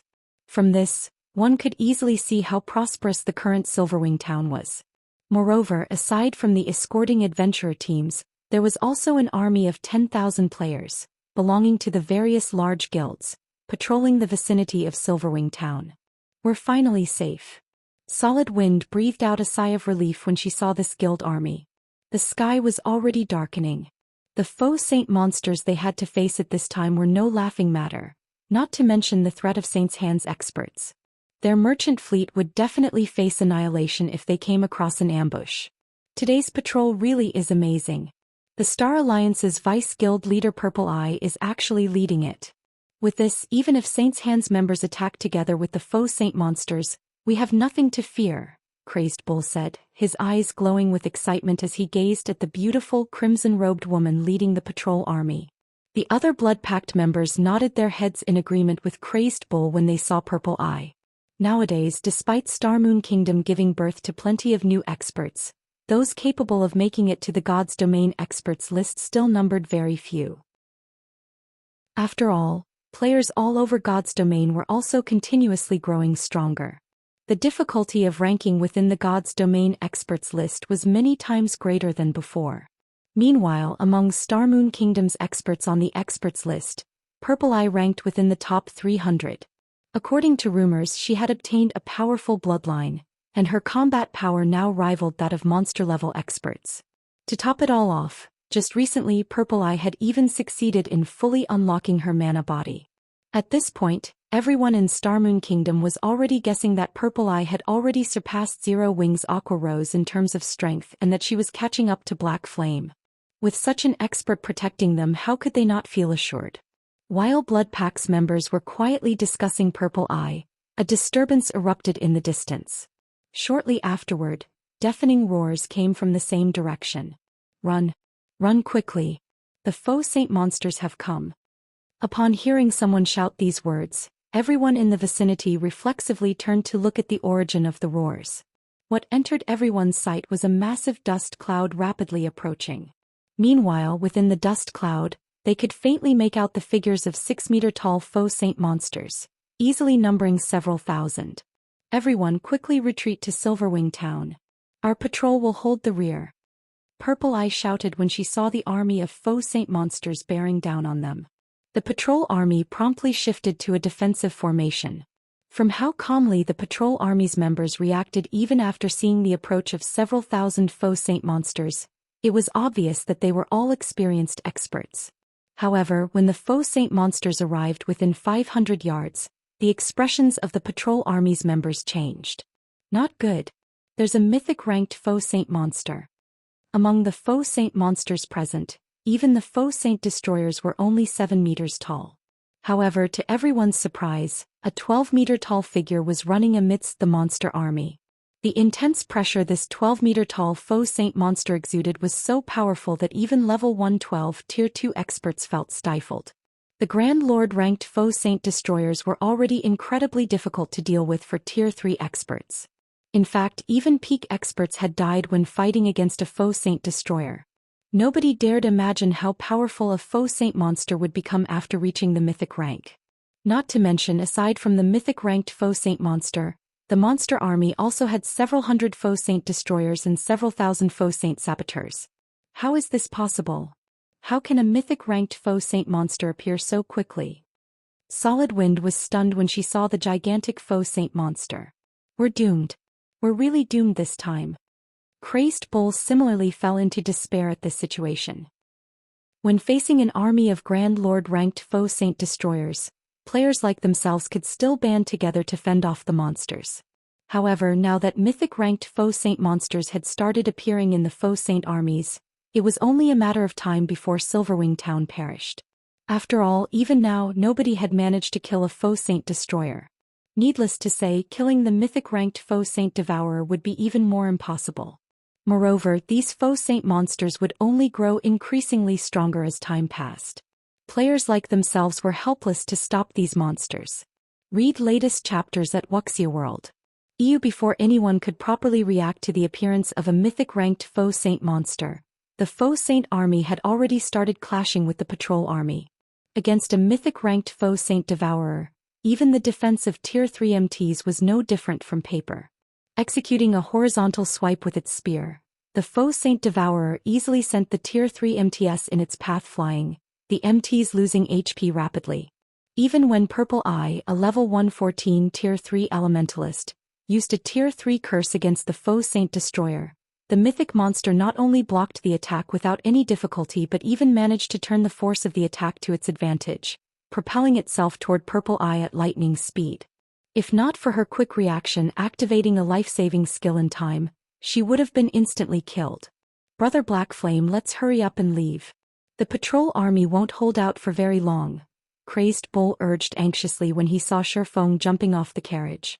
If even an expert of Purple Eye's caliber was at an absolute disadvantage, the Faux Saint army would eventually break through the patrol army's defensive line. Chapter 2656, Frightening Monster. Silverwing Town, Blue Rose Bar. As one of the few advanced bars found in Silverwing Town, not only was the Blue Rose Bar a place where experts exchanged information, but it was also a sacred place for the various well-known adventurer teams to celebrate their harvests. Hence, the Blue Rose Bar was basically crowded with players every day. At this moment, however, only a dozen or so people occupied the bar's third floor. Of the people there, even the lowest leveled was level 114 with the highest at level 115. These players also boasted excellent equipment, the weakest piece of equipment being level 110 dark gold rank. As for level 100 plus epic equipment that could make even peak experts drool, every one of these players had at least 2 pieces, with some of them sporting up to 4. However, compared to the levels and equipment of these people, their identity was what was truly astonishing. These players were none other than the peak experts of Crimson Emperor, a guild that was known by almost everyone in the surrounding kingdoms and empires. Meanwhile, seated at the head of this group was Illusory Words, one of Crimson Emperor's vice guild leaders. Sure enough, just like our spies in Saint's Hand reported, the mythic-ranked Faux Saint Devourer that recently spawned is planning to attack Silverwing Town. A level 114 man with a fierce look said as he looked at the image on the magic mirror set up in the middle of the table. Sighing, the man continued, "It won't be long before more Faux Saint Devourers appear. With this, Silverwing Town will fall within a few days. At that time, it will be useless even if Zero Wing's main force members show up." Upon hearing the fierce man's words, the other Crimson Emperor members fell silent. The Grand Lord-ranked Faux Saint Destroyers were already plenty strong. Now even a mythic-ranked Faux Saint Devourer had appeared. The strength and combat standards the Faux Saint Devourer had displayed thus far were enough to give even peak experts like themselves goosebumps. Most likely, even if their group here worked together to attack it, they would all still die. Meanwhile, once the numbers of these Faux Saint Devourers grew to around 20 or 30, they might be capable of destroying even guild cities. What is the guild leader's response to this matter? Illusory Words asked the fierce man.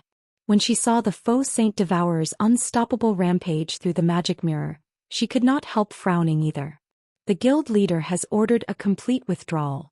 He says that there's no need for us to accompany Zero Wing in its fight to the death against these Faux Saint monsters, the fierce man replied. A complete withdrawal? Illusory Words was a little surprised by the answer she received. Previously, their guild leader had personally dispatched Crimson Emperor's experts to help defend Silverwing Town. This indicated that he strongly supported Crimson Emperor's partnership with Zero Wing. Now, however, before Crimson Emperor's experts had even started fighting, he was actually ordering a retreat. Illusory Words found this situation unbelievable. That's right, a complete withdrawal. The current God's domain is no longer the same as before. We have a ton of matters to deal with just in the Dark Knight Empire alone. This is especially true now that Starlink's development is accelerating. At this point, Starlink already has designs on a few of our guild towns. Moreover, the situation here is obviously hopeless, so it is naturally much better if we post our available combat power to defensible locations. Unyielding Soul should be doing likewise, the fierce man explained. Do we have any new information on Zero Wing's guild leader and main force? Illusory Words asked. There's still nothing even now. I heard that Zero Wing's upper echelons have tried contacting Black Flame and the others, but their virtual gaming cabins remain under lockdown. If they sever the power to the gaming cabins, there's a very high chance that Black Flame and the others will enter a deep coma. Hence, all they can do is wait, the fierce man said, shaking his head. However, with the present situation, there's no chance of Zero Wing making a comeback. Setting aside the threat of Starlink and the Dark World, Zero Wing will have difficulty defending its headquarters in Starmoon Kingdom from the Faux Saint monsters. Nothing will change even if Black Flame and the others return. The difference in combat power is simply too large. Moreover, there's also Saint's Hand, which is eyeing Zero Wing's position in Starmoon Kingdom. Saint's Hand's origin is extremely mysterious and extraordinary. Even Blackwater's mighty Xuanwu Chisa seems afraid of it. Otherwise, with her personality, she definitely wouldn't make any concessions in the Orc Empire. I understand. However, at the rate the faux Saint Devourers are spawning, so long as we defend together, we should be able to hold out for another 2 weeks or so. Retreating so soon is really... Although Illusory Words understood what the fierce man was trying to say, she still could not bring herself to give up just like that. 2 weeks. The fierce man revealed a bitter smile at Illusory Words' statement. If we really could hold on for another 2 weeks, the guild leader wouldn't have called for a retreat right away. What do you mean? Illusory Words asked curiously. While Tier 4 combatants were indeed extremely powerful and especially useful when attacking fortified locations, with Silverwing Town's defenses and the experts like themselves present, it would take at least 20 or 30 faux Saint Devourers to conquer Silverwing Town. According to the information we collected from Saint's Hand, when faux Saint monsters reach the mythic rank, not only do their basic attributes and combat power undergo a qualitative transformation, but so does their intellect as well, the fierce man said, fear darkening his eyes as he looked at the faux Saint Devourer displayed on the magic mirror. Isn't it normal for them to gain a boost to their intellect? Illusory Words didn't get the fierce man's point. It wouldn't be a problem if it were a normal improvement in intellect. However, according to Saint's Hand's information, these faux Saint monsters gain the ability to learn once they reach the mythic rank. In just a few minutes they can learn the combat techniques players use. And the more experts they fight, the more quickly they improve. They are monsters in the truest sense. The fierce man explained. How is this possible? Doesn't this mean that, aside from NPCs, nobody will be able to suppress those faux Saint Devourers? Illusory Words could not help feeling that the fierce man was being too alarmist when she heard his words. Learning a combat technique was easier said than done. Even with the guidance of a complete legacy crystal, peak experts would need dozens of hours to learn a combat technique. Without any guidance, they wouldn't be able to learn a combat technique even given a month or two. Hence, how could a monster that, at most, possessed intellect rivaling that of ordinary players, learn a combat technique in just a few minutes? I didn't believe this information either, the fierce man said as he chuckled bitterly. He then sent a video recording to Illusory Words and continued, take a look at it yourself. When Illusory Words played the video recording, it showed a Tier 3 Void Realm expert fighting a mythic-ranked faux Saint Devourer. At the start of the fight, the Void Realm expert was merely at a disadvantage in terms of basic attributes. With his superior combat standards, he should be able to survive against the Devourer for quite some time. However, after the Void Realm expert cycled through a few combat techniques a few times, the faux Saint Devourer seemingly got bored of the expert's antics and executed a basic footwork to instantly kill the said expert. And shortly afterward, the fallen expert's corpse transformed into a faux Saint monster. How is this possible? Goosebumps rose all over Illusory Words' body when she saw the peak expert getting killed. Her reaction was because this peak expert was someone she recognized. He was none other than 100 Arms, the commander of the adventurer team Crimson Wolves, a top adventurer team based in the Black Dragon Empire. 100 Arms was an expert who was only half a step away from reaching the Domain Realm. However, despite 100 Arms having such high combat standards, the faux Saint Devourer had actually instant-killed him. Moreover, the monster had even used 100 Arms' prided footwork, doppelganger steps, to do so. That's right. That faux Saint Devourer learned doppelganger steps in only a minute. Moreover, the Devourer was extremely cunning while fighting 100 Arms. It didn't use its full strength at the start of the fight. Instead, it held back and squeezed out all of 100 Arms' potential, forcing 100 Arms to use every move he had. Only after seeing that 100 Arms had nothing left to offer did the Devourer kill him. The situation is similar to Purple Eye's right now, the fierce man said, breathing out a deep sigh as he watched Purple Eye clash with the faux Saint Devourer through the magic mirror. No wonder the guild leader wants us to retreat immediately. Who could possibly be a match for such a monster? Illusory Words muttered, still in shock over the faux Saint Devourer's intellect. With such strength and intellect, the faux Saint Devourer simply wasn't an existence that players could handle. Only NPCs could kill such a monster. Read latest chapters at Wuxia World. Just as Illusory Words was about to command Crimson Emperor's members to withdraw from Silverwing Town, the movement pattern of the faux Saint Devourer fighting Purple Eye suddenly changed. In the blink of an eye, it appeared behind the Elementalist and sent over 20 spear images stabbing at her. The move the faux Saint Devourer had executed was one that Illusory Words was familiar with. It was another one of 100 Arms' trademark moves, the advanced combat technique Fallen Leaves. Upon seeing this move being executed, Illusory Words could not help a sigh. When 100 Arms executed this move, even domain realm experts couldn't stop it completely. Now that the faux Saint Devourer had perfectly replicated the move, needless to say, a flowing water realm expert like Purple Eye stood no chance against it. However, just as Illusory Words was about to turn her gaze away from the magic mirror, a flash appeared in the mirror. In the next moment, a pitch-black wall appeared between Purple Eye and the 20-plus spear images, the spear images vanishing without a trace when they came into contact with the pitch-black wall. Chapter 2657, Clashing with the Faux Saint Devourer. It got blocked. How is that possible? That's an advanced combat technique used by a mythic monster. Crimson Emperor's members seated in the Blue Rose Bar's third floor rubbed their eyes in shock when they saw the pitch-black wall displayed on the magic mirror.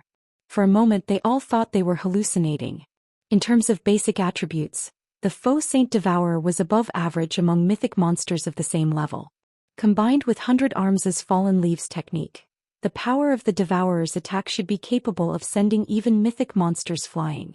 Nevertheless, against the pitch-black wall that suddenly appeared, the attack was nothing. The players standing on the battlefield were similarly stunned by this scene. What's going on? Is that pitch-black wall some kind of defensive spell? Isn't it a little too amazing? Everyone was surprised and confused by the pitch-black wall that had suddenly appeared on the battlefield. Not only did this pitch-black wall block the faux Saint Devourer's attack, but it had even split the entire battlefield in half, forcing the majority of the monster army to halt their charge. Now the faux Saint monsters could only stand still and quietly look at the pitch-black wall before them. This is a spatial tear. Illusory Words exclaimed when she saw the pitch-black wall fading out of existence. A spatial tear? How is that possible? Even a very powerful attack would, at most, cause a thin tear stretching over a dozen yards. This wall is over 100 yards long and over 50 yards tall. Who could possibly have such strength? The fierce man refuted, shaking his head in denial. He felt that Illusory Words' conjecture was ridiculous. Everyone in the bar's third floor was familiar with spatial tears. After all, they would always come across spatial tears when clashing with Tier 4 mythic monsters. A spatial tear was the byproduct of an attack carrying too much power for the surrounding space to handle.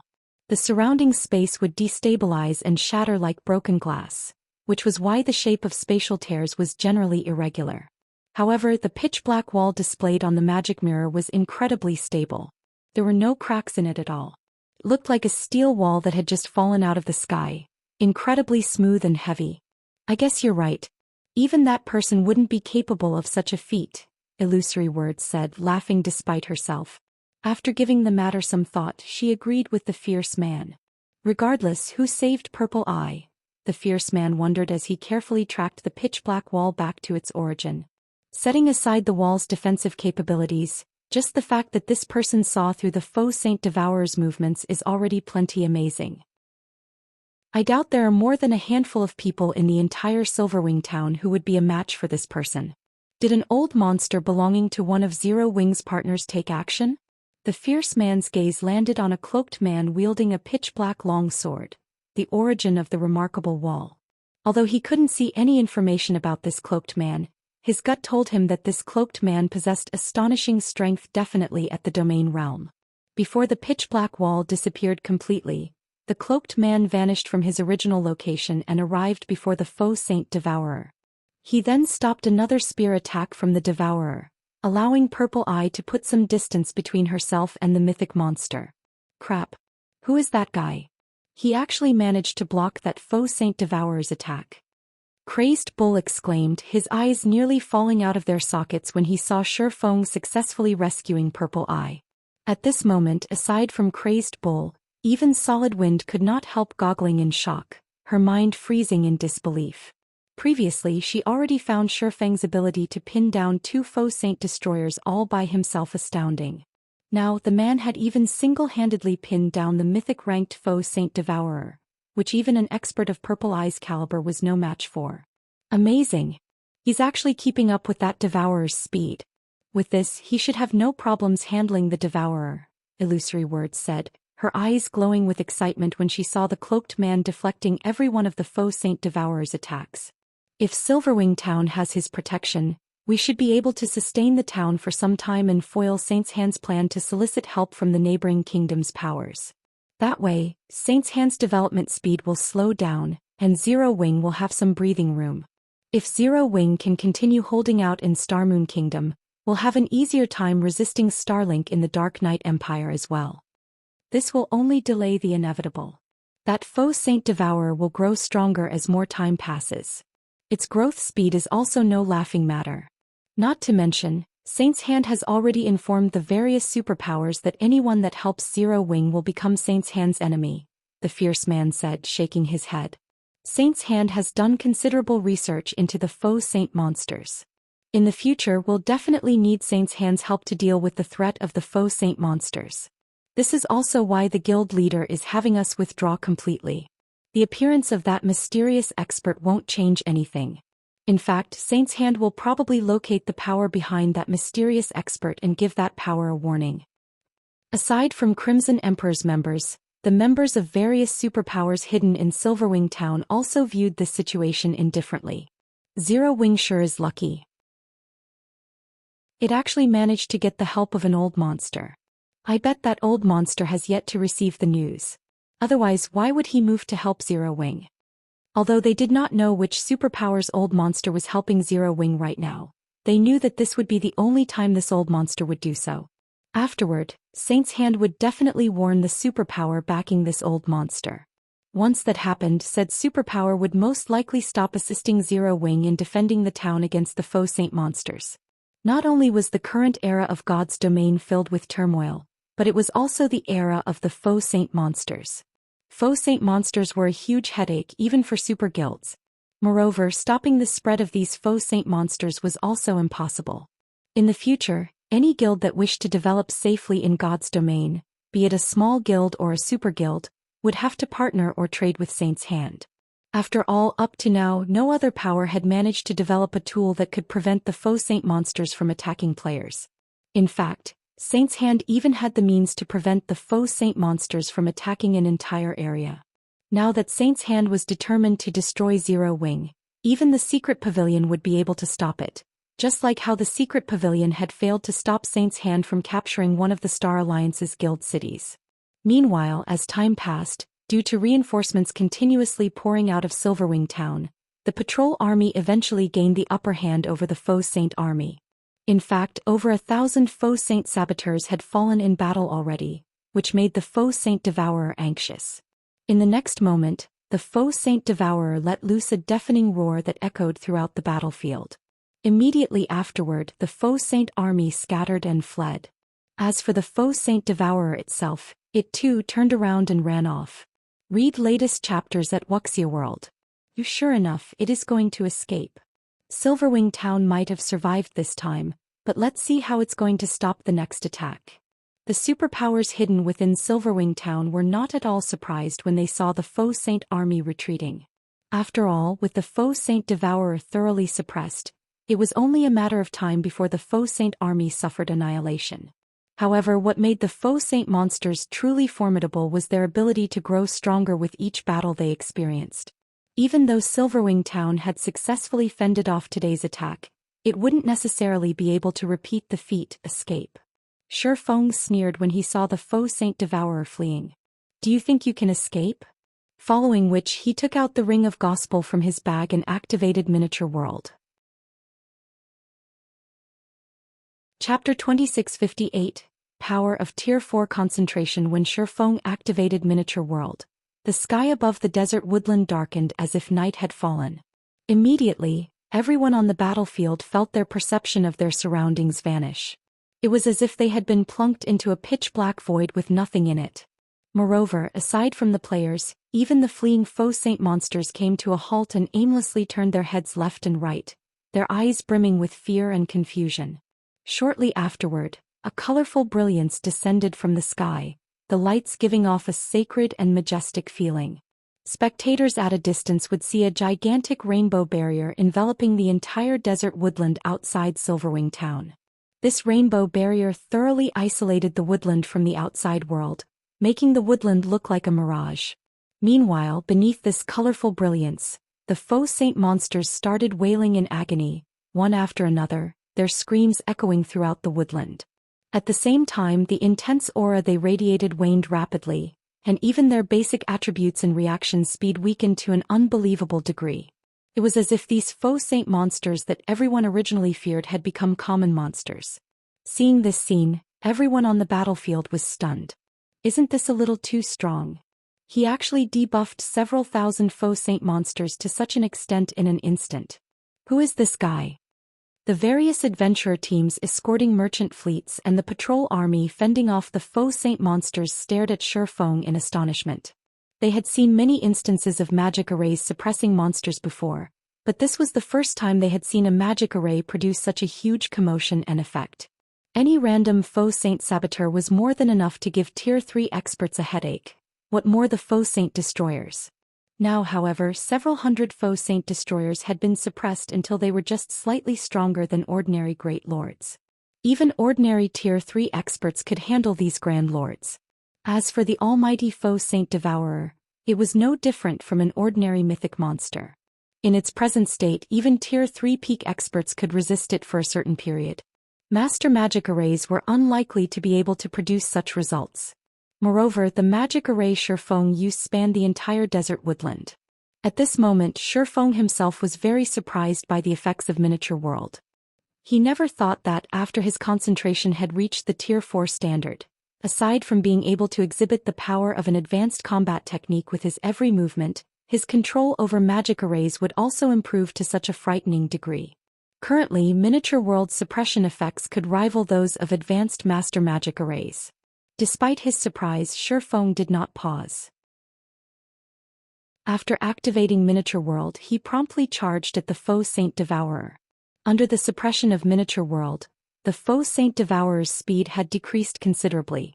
In just 2 seconds, Shi Feng intercepted the mythic monster and sent the abyssal blade cutting at it.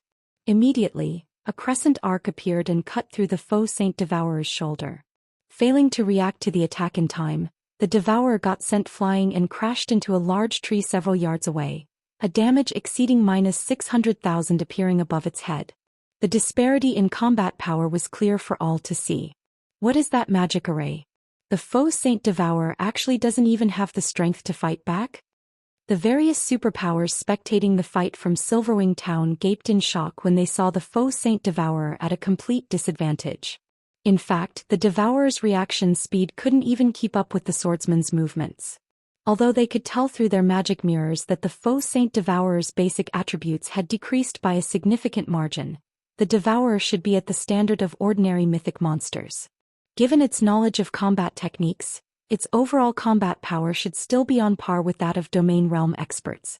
After all, the basic attributes of a Tier 4 monster was no trivial matter. However, let alone putting up a fight, the faux saint devourer couldn't even defend itself against Shi Feng's attacks, its HP continuously decreasing. It simply couldn't keep up with Shi Feng's movements. After seeing this, everyone could already imagine what outcome awaited the faux saint devourer. Death. While it might be impossible for Shi Feng to kill the faux saint devourer by himself, as the mythic monster had 1.6 billion HP, so long as a dozen or so Tier 3 experts joined him in assaulting it, the devourer would eventually fall. Until this day, let alone killing a mythic-ranked faux saint devourer, the various superpowers hadn't even managed to kill a Grand Lord-ranked faux saint destroyer before. Now, however, Shi Feng accomplished this miracle just by using a magic array. This was simply unbelievable. Following which, time passed quickly. Less than 10 minutes after Shi Feng activated miniature world, all the faux saint saboteurs on the battlefield had already fallen to the patrol army, while the faux saint destroyers' HPs were down by half. As for the faux saint devourer, with Shi Feng, Purple Eye and several dozen other Tier 3 experts attacking it, its HP had fallen below the 70% threshold already. The players present could not help growing excited at this scene.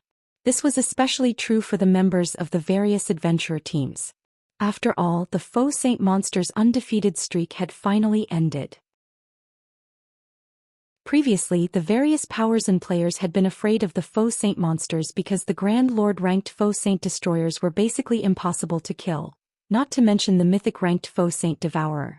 However, now that killing these Grand Lord and mythic-ranked Faux Saint monsters was no longer a problem, not only was there hope of Star Moon Kingdom's survival, but reclaiming some of the kingdom's lost land might even be possible. Players like themselves would then be able to continue developing in the Orc Empire and Star Moon Kingdom like before. I don't know who that person is, but after this battle the situation in the Orc Empire and Star Moon Kingdom is most likely going to change, Illusory Words said, the corners of her lips curling up slightly as she watched Shifeng suppressing the Faux Saint Devourer on the magic mirror. Previously, the undefeatable Faux Saint monsters were the main reason why the various major powers and superpowers feared Saint's Hand. Now, although they had succeeded in killing only a very small portion of the Faux Saint monsters plaguing Star Moon Kingdom, so long as news of this success spread, Saint's Hand would no longer be able to act in an overbearing manner as it did before. However, just when the various superpowers hidden within Silverwing Town thought that the Faux Saint army was going to suffer annihilation, several dozen lightning spears descended from the sky, shooting at Shifeng and the others, who were assaulting the Faux Saint Devourer. The speed and power of the lightning spears were so great that more than 20 Tier 3 experts were instantly vaporized. Along with the descent of the lightning spears, 2 magic barriers suddenly appeared around the injured Faux Saint Devourer, protecting it from further harm. The Tier 3 Curse Purple Eye used failed to break through them. Before anyone could react to this turn of events, over 100 figures emerged rapidly from the surrounding forest and interposed themselves between the Faux Saint Devourer and Shifeng's group. Surprisingly, every one of these new arrivals radiated an aura rivaling that of Grand Lords of the same level. Who are you people? What are you trying to do? After Purple Eye saw her companions killed and the Faux Saint Devourer protected by a twofold magic array, an indescribable rage welled up within her as she glared at the 100-plus black-clad Tier 3 experts that had suddenly appeared. If not for these new arrivals exuding auras rivaling that of Grand Lords, she would have attacked them already. However, reason told her she absolutely mustn't do so. After all, so long as she took action, both she and her several dozen remaining teammates would die swiftly. At this time, a tall and bald man with golden eyes walked out of the group. Looking at Purple Eye, the bald man smiled and said, "Commander Purple, long time no see. Do you still recognize me?" With the appearance of this bald man, the atmosphere became incredibly tense. And Purple Eye's expression turned grave. "Thousand Eyes, why are you here?" Purple Eye demanded, a tinge of fear darkening her eyes as she looked at this bald man. What is Saint's Hand trying to do? As for why she feared this bald man named Thousand Eyes, it was because he was the commander of one of Saint's Hand's 3 trump card legions. He was also the monster responsible for capturing the Star Alliance's Guild City. Thousand Eyes' basic attributes rivaled those of ordinary mythic monsters. He had even instantly killed the Domain Realm expert that the Secret Pavilion sent to aid the Star Alliance. Do I even need to say it? It's because you people have gone too far. That's why we came to stop you, Thousand Eyes said. What do you mean? Purple Eye asked. It is only a matter of time before the Faux Saint monsters take over the entire eastern continent. After all, they are constantly growing stronger and there is nothing players like ourselves can do to stop them. Our only option is to coexist with them, yet you are actually planning to kill the newly emerged Faux Saint Devourer, which is like a king to the Faux Saint monsters. If you kill the Devourer, you will only enrage those Faux Saint monsters even more. These monsters might even become more active during the day, Thousand Eyes said. Hence, we came to stop you from doing something stupid and aggravating the current situation. Thousand Eyes' words gave many of the adventurer team members present pause. Read latest chapters at Wuxia World. The several thousand Faux Saint monsters here were merely a small portion of the countless Faux Saint monsters within Star Moon Kingdom. Moreover, just like Thousand Eyes had said, these Faux Saint monsters were incredibly vengeful. So long as a player killed one of these Faux Saint monsters, even more Faux Saint monsters would hunt down the said player. Even if the said player managed to fend off a few attacks, the Faux Saint monsters would simply continue attacking more frequently and in greater numbers. They would not stop until they exacted their vengeance. If they really killed the Faux Saint Devourer, which was akin to a king among Faux Saint monsters, nobody could tell what the other Faux Saint monsters would do. It was entirely possible for them to grow even more violent and for their daytime activity to escalate. In fact, previously the faux saint monsters had not been particularly active during the day. However, as the number of faux saint saboteurs that players killed increased, the faux saint monsters had indeed become more active during the day. They had also grown stronger much more quickly. In this situation, Purple Eye was at a loss as to what to do. As Purple Eye and the others were wondering what to do, a crisp and calm voice suddenly entered everyone's ears. What if I want to kill it no matter what?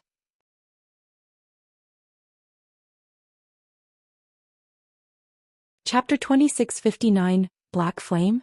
When everyone heard this calm voice, they looked at its origin reflexively. Meanwhile, the person who said these words was none other than the cloaked man who had suppressed the faux saint devourer and single-handedly turned the tides of this battle. Is he really opposing Saint's hand? The various superpowers members spectating from Silverwing Town were surprised by this development. They never thought that the swordsman would actually dare provoke Saint's Heart's members. Moreover, he had even spoken those provocative words to Thousand Eyes, the commander of one of Saint Han's 3 trump card legions. The swordsman was simply too bold. At this moment, even Illusory Words and the other Crimson Emperor members seated inside the Blue Rose Bar were astonished by this situation. Although Saint's Heart's members numbered only a little over 100, which was nothing compared to Silverwing Town's patrol army, these Saint's Heart members all possessed extraordinary strength. In fact, Thousand Eyes had relied on these 100-plus players to attack and capture the Star Alliance's heavily defended guild residents. They had even killed more than 600 of the Secret Pavilion's Tier 3 experts that were dispatched to help the Star Alliance. At Silverwing Town, one could say that unless Zero Wing's main force members took action, nobody could stop Thousand Eyes' group. But why does this scene feel familiar? When Illusory Words saw the standoff on the magic mirror, she had a sense of déjà vu. At the desert woodland, Purple Eye could not help growing somewhat anxious when she saw Shi Feng challenging Thousand Eyes. Others might not know how powerful Thousand Eyes and his team were, but she did. After all, she had witnessed him in action before. It might be fine if they were within 300 or 400 yards of Silverwing Town, since Silverwing Town's Tier 4 personal guard could take action at that range. As strong as they were, even Thousand Eyes and his team would not dare mess around with a Tier 4 NPC. However, not only were they quite some distance from Silverwing Town, but the majority of the patrol army were currently scattered all over the battlefield. With only a little more than 30 Tier 3 experts on Purple Eye's side, even if Shi Feng's combat power could suppress the faux Saint Devourer, her people still wouldn't be a match for Thousand Eyes' team. The members of Thousand Eyes' team simply couldn't be considered human. They were more like a group of humanoid beasts. Otherwise, they wouldn't have dared attack the Star Alliance's guild residence, which had been guarded by several hundred Tier 3 personal guards and over 10,000 experts, with just 100-plus players. Their inhuman strength was also the reason why Thousand Eyes and his team dared take action so close to Silverwing Town. As Purple Eye was growing nervous over this matter, Thousand Eyes turned to Shi Feng. I don't know who you are, but I advise you not to look for trouble. Your strength and abilities are indeed amazing. I'm sure many superpowers will fear you. However, all of those things are nothing to Saint's hand, Thousand Eyes said coldly. Since you wish to destroy the current balance of God's domain, I'll teach you a small portion of the consequences of doing so. As soon as Thousand Eyes finished speaking, 5 figures appeared from behind him, simultaneously activating a Tier 3 combination skill, Purgatory Storm. Each of these 5 people immediately split into 6 copies of themselves and surrounded Shi Feng. The 30 doppelgangers then launched a synchronized strike at Shi Feng, every one of their attacks carrying power at the Tier 4 standard. With 30 attacks coming from all directions, let alone dodging, Shi Feng wouldn't even be able to defend himself completely. This scene surprised the various superpowers spectating experts. Saint's Hand actually has a 5-man Tier 3 combination skill? Illusory Words frowned when she saw the 5 players attacking Shi Feng. Tier 3 skills and spells were originally plenty rare already.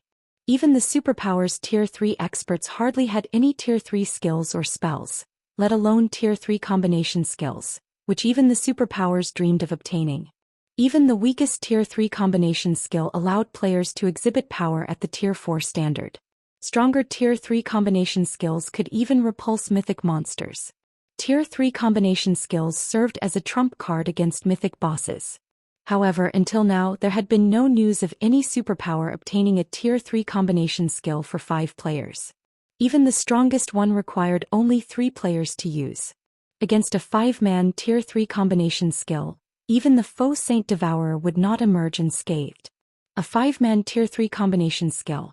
Sure enough, Xianxia's foundations truly are extraordinary. That guy must be stupefied right about now. When the various superpowers spectating members saw Shi Feng surrounded, some of them laughed in ridicule while some sighed in disappointment. Although the swordsman indeed possessed astonishing strength, just like Thousand Eyes had said, it was nothing in front of Saint's hand. The 30 attacks which tore space, struck at Shi Feng simultaneously, their frightening power making even Purple Eye, who stood over 30 yards away, feel stifled. Just as the 30 devastating attacks were about to devour Shi Feng, however, he raised the abyssal blade overhead with both hands before swinging the magic weapon at the attacks. First sword Light Shadow. The phantom of a gigantic greatsword suddenly appeared in the air. However, compared to the previous times Shi Feng executed Light Shadow, the phantom greatsword felt much more solid this time. Moreover, just its manifestation made the surrounding space heavy. Even the attacks approaching Shi Feng slowed down considerably. At this moment, it was as if only this phantom greatsword was moving while everything else remained static. Boom. The 30 attacks capable of repulsing even the faux Saint Devourer shattered instantly into countless particles of light, and the surrounding space crumbled from the terrifying force of the impact. Immediately afterward, 5 figures went flying out of the shattered space like cannonballs and crashed into the large trees over 30 yards away. Despite the trunks of the large trees having a 4-meter diameter, the 5 figures came to a stop only after ramming through several of these forest giants. And when these figures eventually landed back on the ground, their HP bars depleted rapidly and stabilized only after hitting the 30% mark. Upon seeing the 5 heavily injured Saint's Hand members, Purple Eye gaped in shock. With just one move, Shi Feng not only shattered the 5-man Tier 3 combination skill but even heavily injured the 5 Saint's Hand members. The ease with which he neutralized the attack made it seem as if the 5 Saints' Hand members were not peak experts boasting basic attributes rivaling that of Grand Lords, but merely ordinary players that one could find anywhere. Who are you?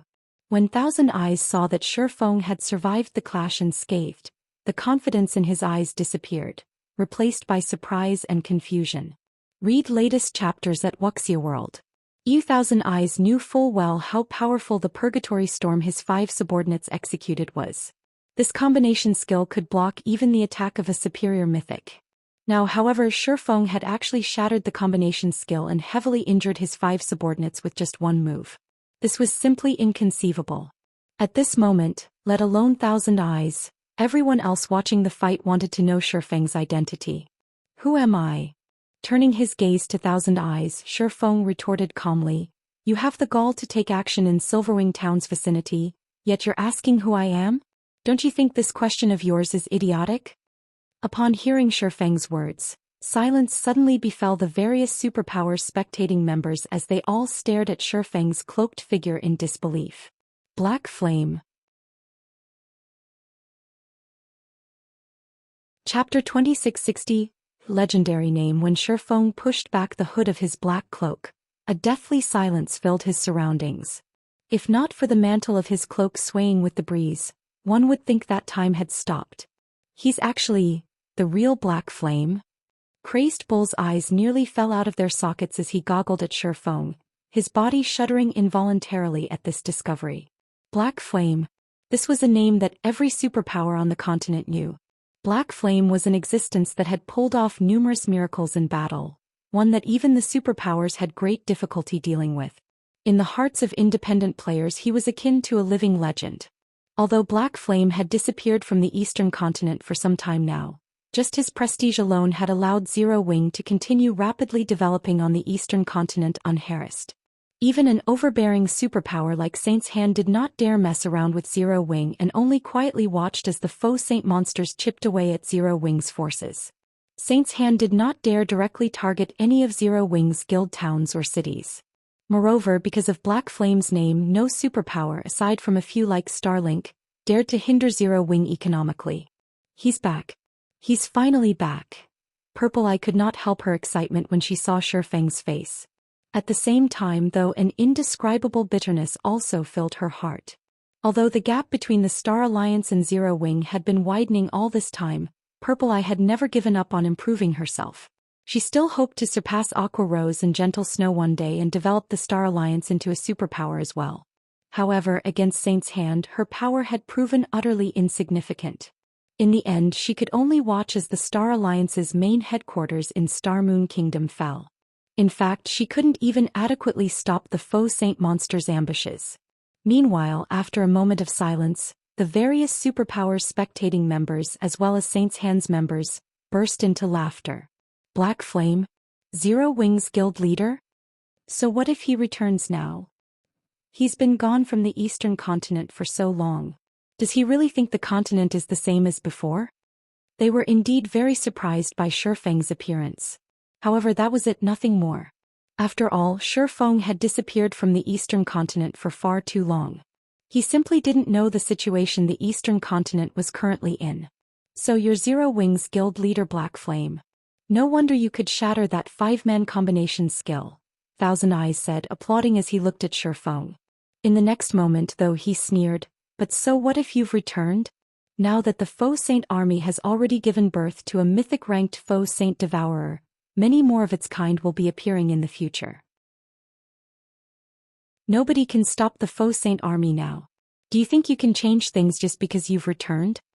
He was familiar with the name of Black Flame. This was a monster that his guild leader had warned him to be careful of. If it were a few days ago, he would indeed be terrified of Shifeng. Now, however, let alone fearing Shifeng, he didn't even consider the swordsman a threat. Boss, why are we wasting words with him? Since he is Black Flame, we should let this old bastard know that he is already obsolete. This is no longer his era, urged Iron Tooth, formerly the chief shield warrior of the Purple Thorns Kingdom's #1 guild, Sin Realm, with a playful smirk on his face. He had always wanted to destroy the guild known as Zero Wing. Unfortunately, back then Sin Realm was no match for Zero Wing at all. Now that he had joined Saint's Hand, however, he understood that Zero Wing wasn't a threat at all. Instead, it was merely a small stepping stone toward Saint's Hand's domination of the entire Eastern continent. I guess you're right. Thousand Eyes nodded in response to Iron Tooth's words. He then looked at Shifeng and said calmly, since you are Zero Wing's guild leader, then I'll make an exception today and show you Saint's Hand's true power. After saying so, Thousand Eyes glanced at Iron Tooth, who stood beside him. At this hint, Iron Tooth excitedly approached the Faux Saint Devourer, which was behind a twofold magic array. What is he trying to do? The excited look on Iron Tooth's face gave Purple Eye an inkling that something was amiss. It's nothing much. He's just going to show you people what the power of the new era is like. Thousand Eyes said, a smirk appearing on his face as he looked at Purple Eye.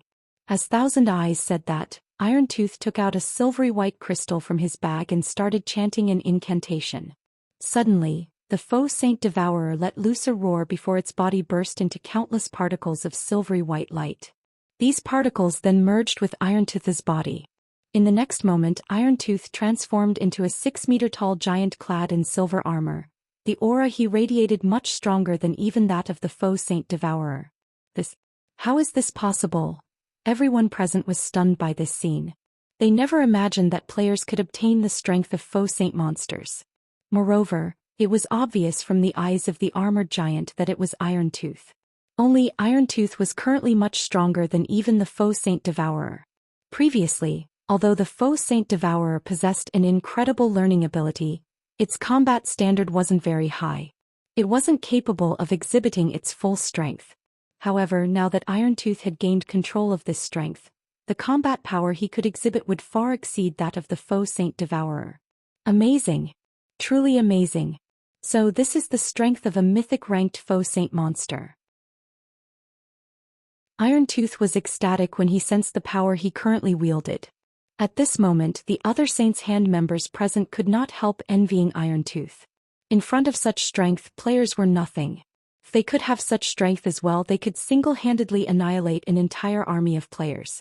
They wouldn't even have to fear Tier 4 NPCs. Meanwhile, the various superpowers spectating members gaped in shock at the transformed Iron Tooth. They hadn't suspected that Saint's hand had kept such a powerful trump card hidden all this time. This is bad. Although Iron Tooth is only in the flowing water realm with the faux Saint Devourer's strength, let alone Black Flame, even Silverwing Town's Tier 4 personal guard might not be a match for him. Illusory Words' complexion darkened as she took in the armored giant displayed on the magic mirror. Originally, Shifeng's appearance should have been a joyous matter.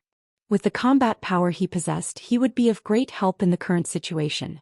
However, Illusory Words had never imagined that Saint's hand would have such a trump card. The strength Iron Tooth now wielded simply wasn't something current players could hope to go up against. And if Shifeng got killed at this point, his death would deal an unprecedented blow to both Zero Wing and Starmoon Kingdom. Meanwhile, after Iron Tooth experienced his newfound strength for a short moment, he turned around and stepped forward, instantly appearing before Shifeng. He was so fast that even Purple Eye failed to react to his movements in time. Black Flame, weren't you very powerful? Weren't you Starmoon Kingdom's legendary figure? Weren't you thinking of stopping Saint's hand? I wonder how you feel about the situation now, Iron Tooth jeered as he looked down at Shifeng. Upon seeing Iron Tooth suddenly appear before Shifeng, the expressions of the patrol army's members turned indescribably grim. Even Purple Eye could not help panicking. Iron Tooth was simply too fast. By the time she sensed Iron Tooth moving, the latter had already appeared before Shifeng. She simply did not dare imagine what would happen when Iron Tooth actually took action. Read latest chapters at Wuxia World. However, despite Iron Tooth appearing before him without any warning, Shifeng's expression remained ineffably calm. This move of yours is indeed amazing, Shifeng said as he shot a glance at Thousand Eyes. However, do you think you're the only ones that can transform into a monster? What do you mean? Thousand Eyes had a vague feeling that something was wrong when he saw how calm Shifeng was. However, before Thousand Eyes could say anything more, Shifeng unsheathed the abyssal blade and chanted an incantation. Black Dragon's Soul. Chapter 2661, Upgraded Black Dragon. Amazing. So this is Saint's hand's true foundation? Even after reaching this point, Black Flame still dares to fight. He sure is courageous. It's a pity that the current God's domain is no longer how it was before. Otherwise, with his combat power, it might really be possible to turn things around. How foolish. Is he just being stubborn, or does he really think things are still the same? When the various superpowers members saw Shifeng unsheath the abyssal blade, their reactions varied from laughing in ridicule, sighing in disappointment, and lamenting. The strength Shifeng had previously displayed in battle was indeed incredible. It wouldn't be an exaggeration at all to call him a monster. Unfortunately, before a true monster, Shifeng's strength amounted to nothing. He could only buy time at best. Had he withdrawn when he had the chance instead of provoking Thousand Eyes' group, he wouldn't have fallen into such a predicament. As the various superpowers members were conversing, the abyssal blade in Shifeng's hand suddenly transformed into a cloud of dark fog that enveloped him completely, then expanded rapidly. When the cloud of fog had grown to a 60-yard radius, a dragon's roar echoed throughout the battlefield, making everyone's soul shudder. Before anyone could react to this roar, a gigantic pitch-black claw emerged from the fog and landed right beside Iron Tooth. The ground under the claw sank as if it was water. In addition, web-like cracks appeared in the space around the claw, the phenomenon making it seem as if the surrounding space could shatter at any time, unable to withstand the power the claw carried. Shortly after the gigantic claw appeared, another dragon's roar dispersed the black fog. When the fog cleared, the figure of a 40-meter-tall black dragon came into view. Despite the black dragon just standing there quietly, everyone felt an indescribable sense of awe and fear welling up within them as they stared at the black dragon. A dragon? What's going on? Everyone was dumbfounded when they saw the black dragon. Dragons were creatures that all players in God's domain knew about because the existence of dragons was synonymous with destruction in God's domain. One could easily find information depicting dragons destroying kingdoms and empires overnight in any of God's domain's libraries. Now that a real dragon appeared before them, everyone was naturally astonished. When Thousand Eyes and the other Saint's Hand members saw the black dragon, their complexions paled drastically. Although they didn't know whether the black dragon before them was real or not, the pressure coming from it was no laughing matter. The Black Dragon's life rating was undoubtedly leaps and bounds above theirs. Archaic species? Ferocious beasts? Compared to this Black Dragon, the life ratings of those creatures were insignificant. However, he actually hadn't seen what had happened just now.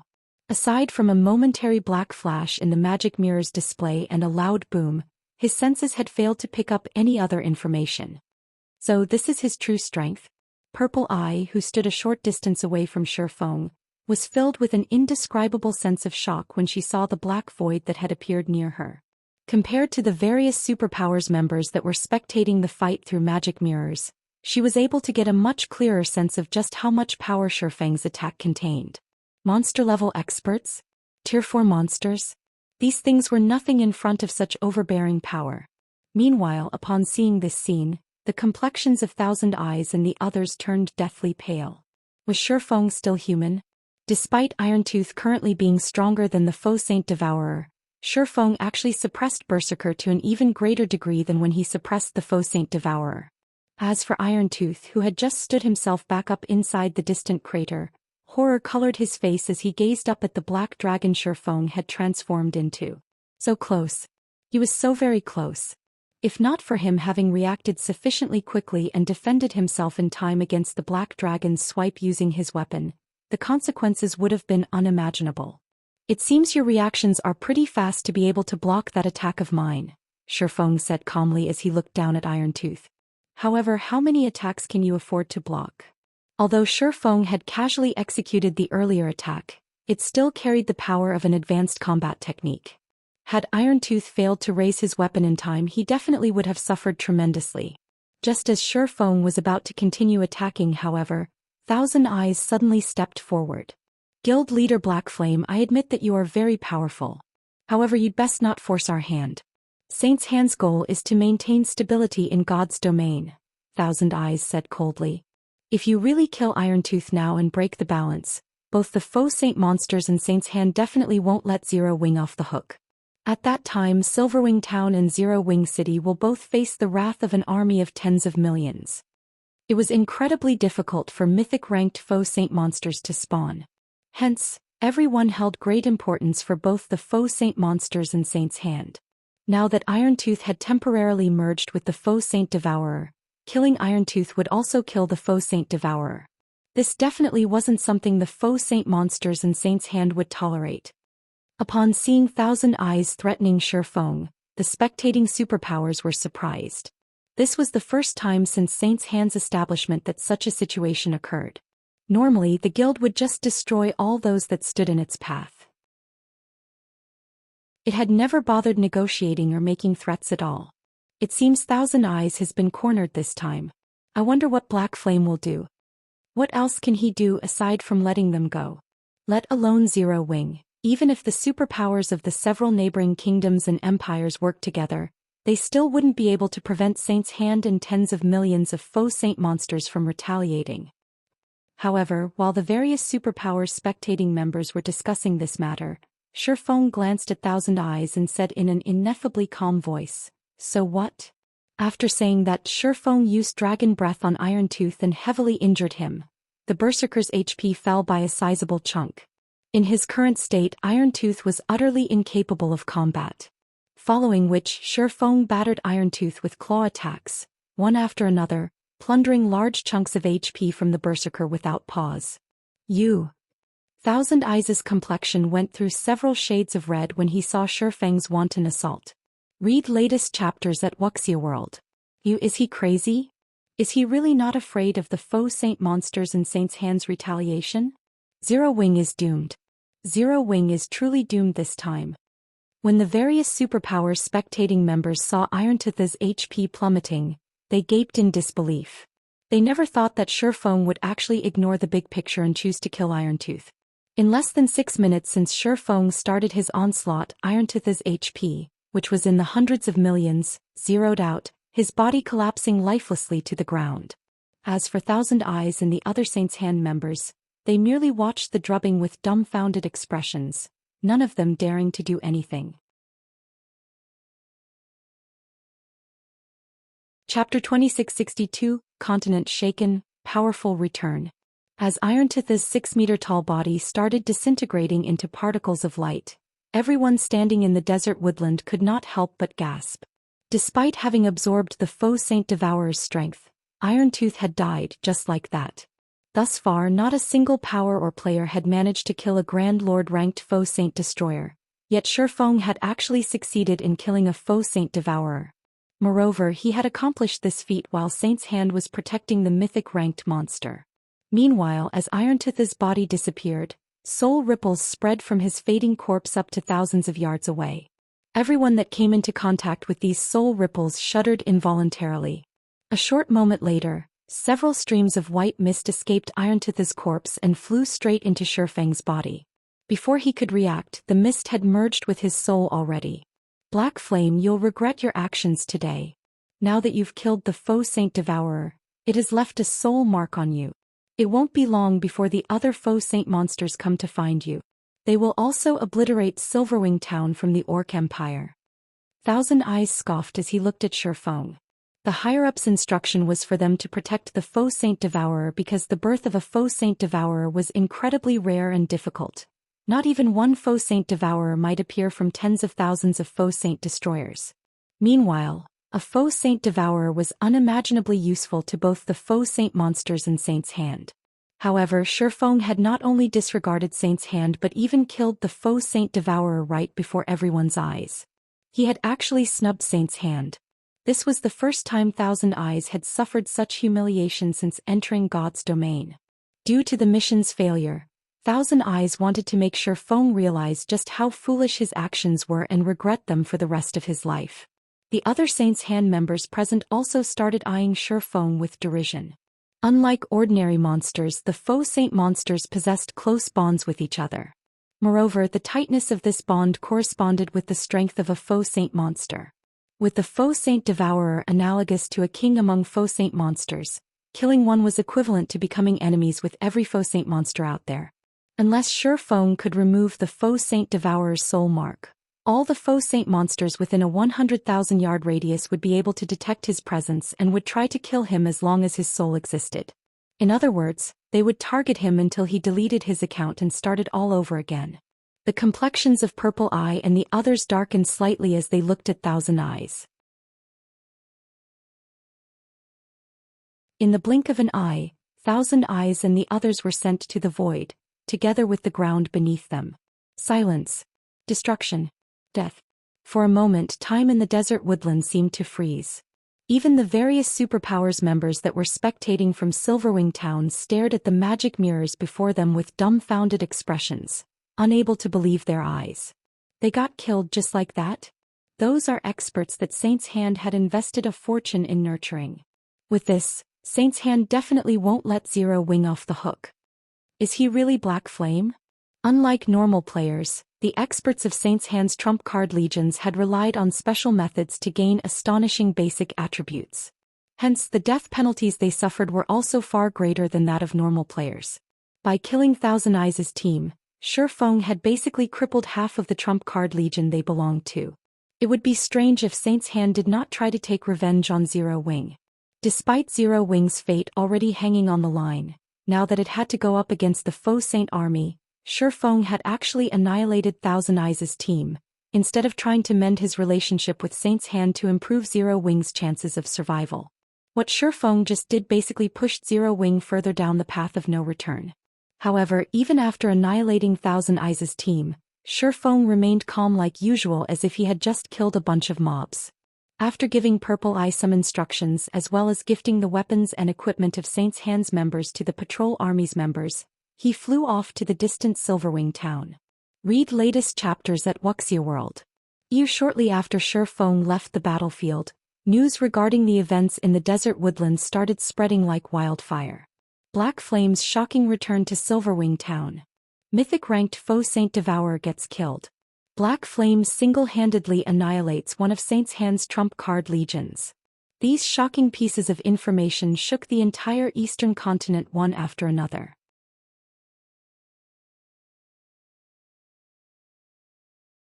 Chapter 2663, He's Back. Cold Spring Forest, Stone Forest City, Freedom Hotel. Inside a splendorous meeting room, several dozen Tier 3 experts exuding powerful auras were currently seated around a round table. However, despite the number of people present, the room was remarkably quiet. Careful observation of the people present would discover that quite a few of them radiated intense bloodlust and were enveloped by extremely dense darkness energy. Ordinary dark players were no match for these people in these two aspects. These people were none other than Dark Rhapsody's upper echelon and the commanders of a few of the Dark World's top adventurer teams. Aside from these experts from the Dark World, the other Tier 3 experts seated around the table also had extraordinary origins. Among them were the upper echelon of the super first-rate guild Unyielding Soul and the guild leaders of first-rate guilds, as well as the commanders and vice-commanders of top adventurer teams. Meanwhile, every one of these VIPs was looking at a woman wearing an advanced Master Forger's insignia. Despite this woman lacking a powerful aura, everyone was treating her as the chairperson of this meeting. Currently, however, this woman appeared indescribably haggard. I hope that everyone present can increase the support you provide to counter Starlink and the various superpowers' harassment. Zero Wing will make sure that everyone receives proper compensation. Aside from this topic, does anybody have anything else they wish to raise? Melancholic Smile asked as she swept her gaze across the people present. Ever since Shi Feng and Zero Wing's main force members left for the Western continent, Starlink and the various superpowers had constantly been harassing Stone Forest City. Economic suppression, material plundering and field ambushes occurred at almost every instant. To make matters worse, as the number of Tier 3 players the various superpowers possessed increased, the area the Night Legion could protect also shrank. Moreover, aside from Shi Feng, both vice guild leaders of Zero Wing were also inaccessible. As a result, Melancholic Smile had to shoulder the burden of leading Zero Wing temporarily. However, with the unstable factors surrounding Stone Forest City increasing continuously, the number of players that dared operate in Stone Forest City decreased. This took a toll on the city's economy. At this point, the city's daily income wasn't even half of what the city made during its peak. Meanwhile, in order to ensure the safety of Stone Forest City, Zero Wing City, and Silverwing Town, Zero Wing had no choice but to increase the security measures implemented, which in turn increased the guild's daily expenditure substantially. We are facing some problems in the Dark World as well. Recently, because of the increase in the number of Tier 3 players, many of the Dark World's powers have partnered up and launched several attacks on the teleportation gate already. Currently, we are still able to stop these attacks, but I'm afraid this situation won't last for very long, Dark Rhapsody's Blue Rainbow said helplessly to Melancholic Smile. In addition, world domination is growing restless. Judging from the information we collected, we believe world domination will mount a large-scale operation soon. Hence, we hope that Zero Wing can give us more of the Freedom Hotel's resources, so that we can rope in more of the Dark World's powers and maintain a stable hold over the teleportation gate. Upon hearing Blue Rainbow's words, Liang Jing, sitting beside Melancholic Smile, frowned slightly. A large part of the reason why Stone Forest City could maintain its current income was the Freedom Hotel. In order to ensure Stone Forest City's safety, they had obtained the help of the various powers and adventurer teams in exchange for the Freedom Hotel's rooms. Thus far, they had already given out quite a few rooms. If they gave out even more, not only would Zero Wing have fewer rooms for its own use, but the Freedom Hotel's income would also decrease significantly, possibly to the point where Zero Wing's current expenditures became unsustainable. However, the Dark World's teleportation gate was also provided a considerable portion of Zero Wing's income. This was especially true for magic crystals. It was similarly something that Zero Wing could not afford to lose. I understand. I'll consider this matter and give you an answer as soon as possible, Melancholic Smile said as she massaged her temples. If there are no other problems, we'll adjourn for today. After Melancholic Smile said so, everyone present promptly left their seats. At this time, Unyielding Soul's Mu Lingsha approached Melancholic Smile. Miss Melancholic, please feel free to ask if you come across any difficulty in funding. Unyielding Soul and Zero Wing are old allies. While we might not be able to provide additional manpower, we can still allocate some funds to help Zero Wing, Mu Lingsha said quietly as she looked at Melancholic Smile, who currently wore a worried expression on her face. Thank you, Melancholic Smile said. In reality, we don't really have any problems with regard to funding.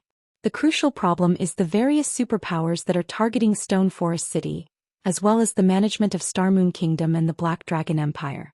If the main force members were around, those superpowers would hold back somewhat instead of working with Starlink to target Zero Wings members.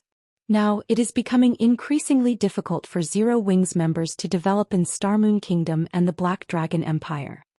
Currently, funding was still a small problem for Zero Wing. The really urgent matter now was the guild's lack of Tier 3 experts.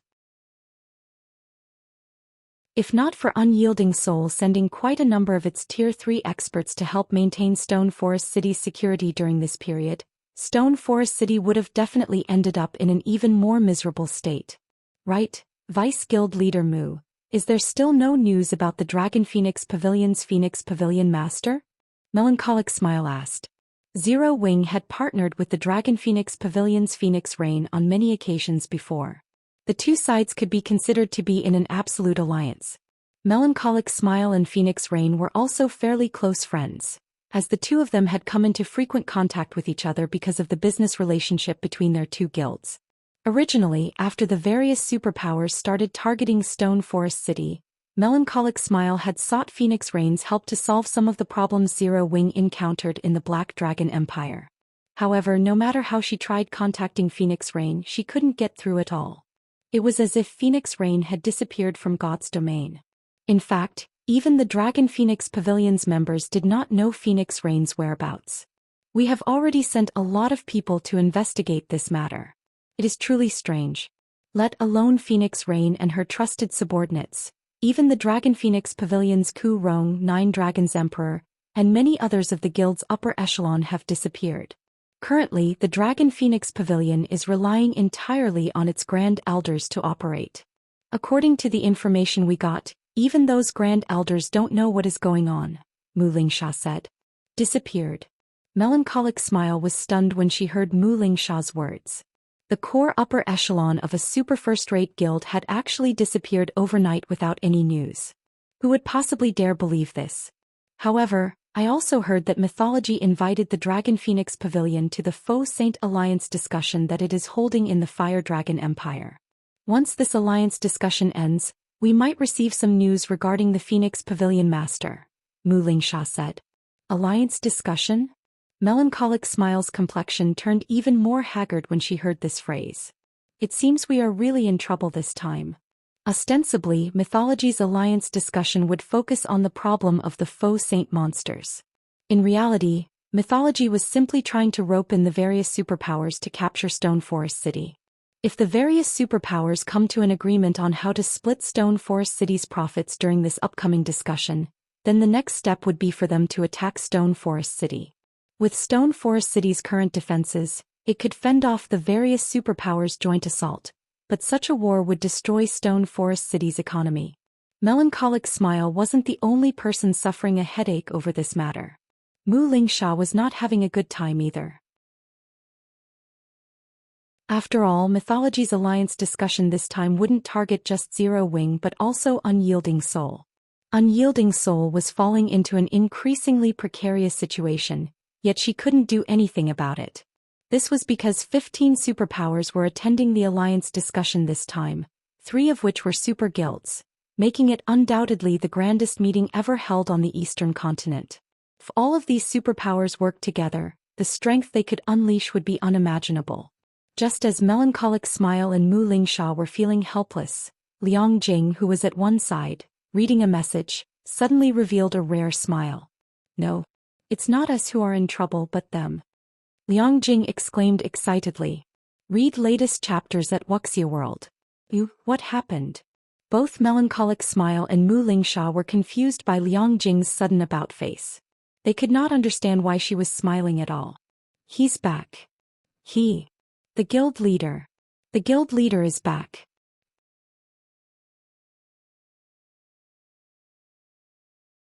Chapter 2664 Zero Wing in an uproar. Everyone's plans. Both Melancholic Smile and Mu Lingsha were stunned upon hearing Liang Jing's words. You managed to contact the guild leader? Melancholic Smile asked excitedly. The current Zero Wing was in an extremely tight spot, as all of the guild's top combatants were absent. However, this still wasn't the most important point. The crucial thing was that morale in the guild had fallen to an unprecedented low. Shifeng had always been Zero Wing's backbone. His return might not be able to drag Zero Wing out of its current predicament, but it would be able to unite the hearts of Zero Wing's members. Moreover, his return would also strengthen the confidence of Zero Wing's various partners. After all, the main reason why these powers had partnered with Zero Wing in the first place was Shifeng. At this moment, let alone melancholic smile, even Mu Lingsha gazed at Liang Jing eagerly, wanting to know if Shifeng had truly returned or not. If Shifeng had truly returned to the eastern continent, the various superpowers would naturally have to reconsider their decision to join hands with Starlink and target Zero Wing. Even if their alliance remained standing, they wouldn't be as united as before. Not yet, Liang Jing said, shaking her head. I only received a report that the guild leader is currently in Silverwing Town. After saying so, Liang Jing forwarded the report to Melancholic Smile for her inspection. However, when Melancholic Smile and Mu Lingsha finished reading the report Liang Jing shared with them, the excitement on their faces disappeared, replaced by indescribable grimness. How could this be? Melancholic Smile could not help growing anxious after reading the report. Quick! Gather the elite personal guards and contact Hell Rush's team. We need to head to Silverwing Town as soon as possible. The fact that Shifeng killed a mythic-ranked faux Saint Devourer was indeed astonishing. Such exciting news would definitely heighten morale. However, the retaliation of millions of faux Saint monsters was no laughing matter. Not to mention, Saint's hand wouldn't sit still and do nothing after suffering humiliation. At that time, Silverwing Town would have to go up against several million faux Saint monsters, as well as Saint's Hand's experts. With Silverwing Town's defenses, stopping such a force would be utterly impossible. Meanwhile, if Shifeng were to end up getting devoured by those faux Saint monsters, the consequences for Zero Wing would be unimaginable. Let's not panic first. Those faux Saint monsters and Saint's Hand won't take action so soon. They will need some time to amass their forces.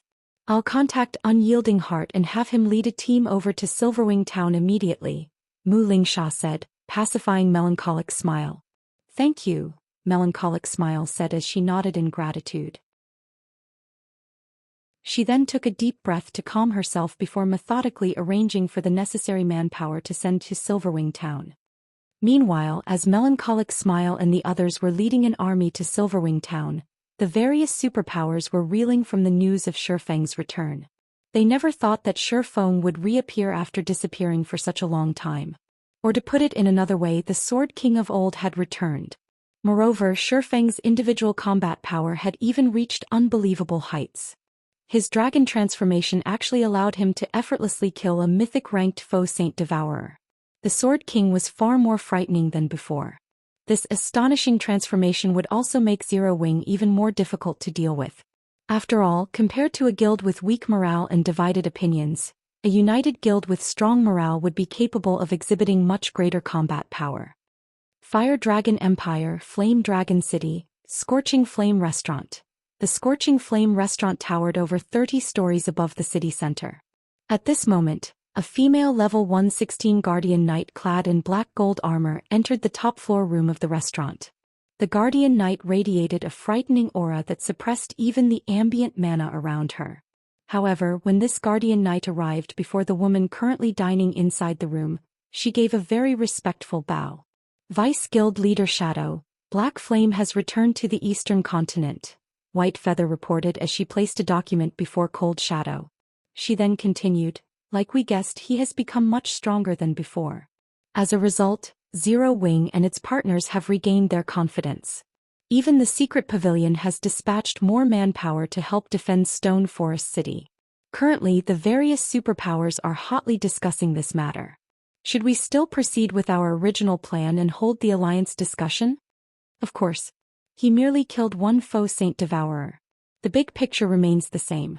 Proceed according to plan, Cold Shadow said, a seductive smile appearing on her face. Those superpowers are no fools either. They should understand that times have changed.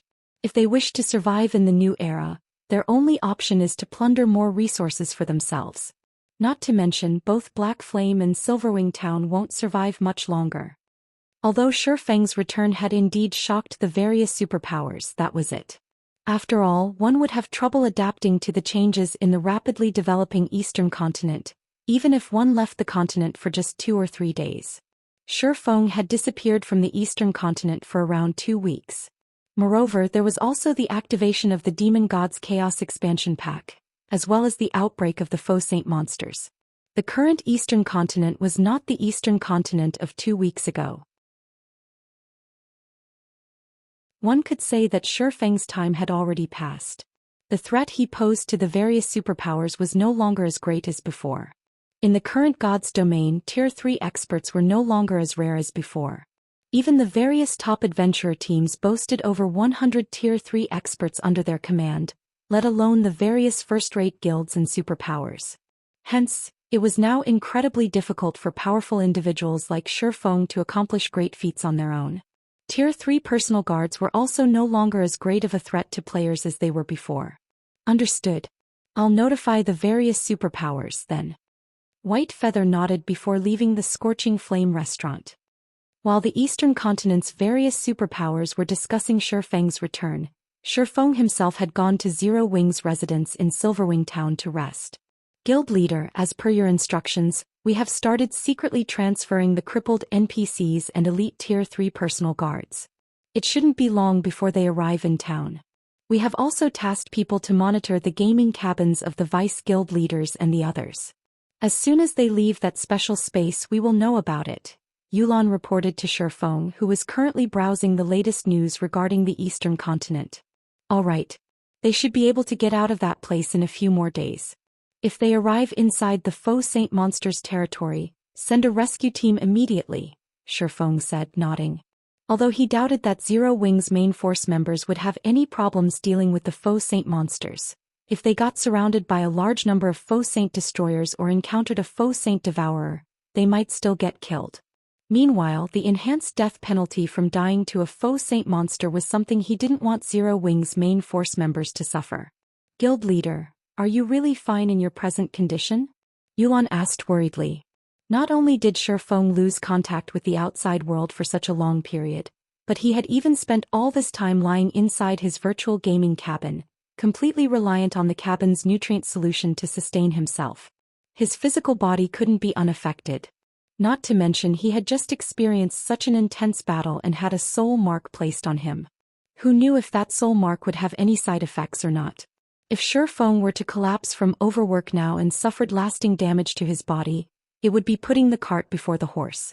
Relax. I'm really fine, Shi Feng said, chuckling. In fact, my mind is in exceptionally good condition right now.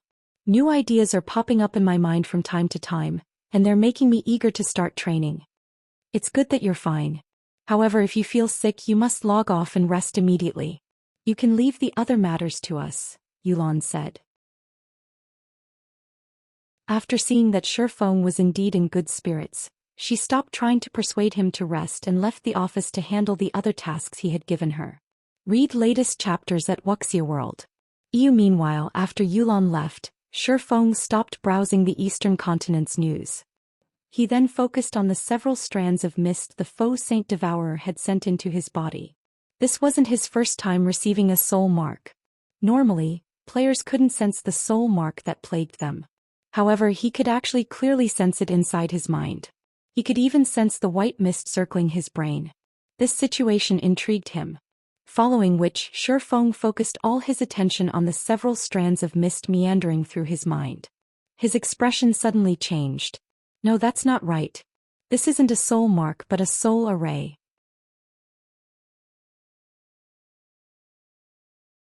Chapter 2665. Magic array that upgrades the soul. Looking at the strands of white mist hovering around in his mind, coupled with the countless sparkles of light around the mist, Shi Feng could not help being surprised. In God's domain, magic arrays were generally made out of mana. However, some magic arrays were not made up of just mana but had other things mixed in as well. Meanwhile, the magic array he was looking at had traces of soul. I never thought that the rumored soul array actually existed. Shi Feng revealed an ecstatic look on his face as he observed the white mist circulating in his brain. He had only ever heard of soul arrays. He had never actually seen one before. According to the rumors he had heard, the soul array was a magic array capable of changing a player's soul. Of course, there were also mentions that the soul array devoured a player's soul. In short, there were many rumors surrounding soul arrays. However, there was one thing Shifeng was certain of. A soul array could upgrade a player's soul. Logically, it shouldn't be possible for players to upgrade their soul. That was only possible for NPCs. However, the soul array made the impossible possible. And according to the several testaments Shifeng heard in his previous life, once a player had their soul upgraded, even an ordinary expert would become a powerhouse in God's domain. In fact, some experts had even managed to reach Tier 5 thanks to the upgrade. Nevertheless, most people that heard these rumors and testaments about the soul array's existence and functions had dismissed them as tall tales. They felt that even without the soul array, the experts that had given their testaments about the soul array would still have become powerhouses in God's domain. Hence, most players in God's domain had treated the existence of soul arrays as a joke. Now, however, Shifeng was actually looking at a soul array himself. Of course, unless one was an advanced magician, one would most likely have a difficult time recognizing these strands of mist as a magic array. Most people would treat it as a soul mark. Thankfully, I checked it in time. Had I waited a few more days, I might have lost this opportunity. Shifeng sighed in relief when he saw the strands of silver mist gradually thinning out. The soul array within him was being powered by the faux saint devourer's soul energy and mana. While replenishing the soul array's mana was an easy task, replenishing the soul energy was not. At least Shifeng had no idea how he could do so. Hence the soul array would not last for very long. Of course, so long as this soul array existed, the faux saint monsters would be able to perceive his presence. The soul array's existence could be considered both good fortune and misfortune. Having thought up to this point, Shifeng promptly started studying the soul array in his brain. The soul array had merely been imprinted onto his brain. The magic array itself wasn't active. If he wished to let the soul array exhibit its real effects, he would have to activate it first. Sure enough, this soul array really is complex.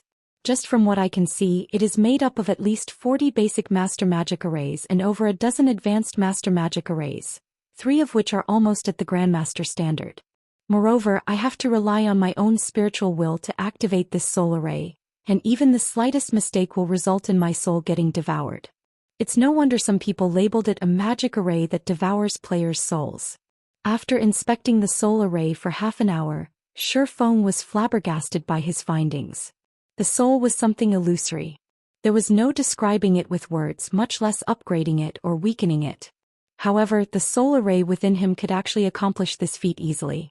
This was simply unbelievable. Unfortunately, the risks involved in activating the soul array were ridiculous. Of the 2 possible outcomes, one was heaven while the other was hell. There was nothing in between.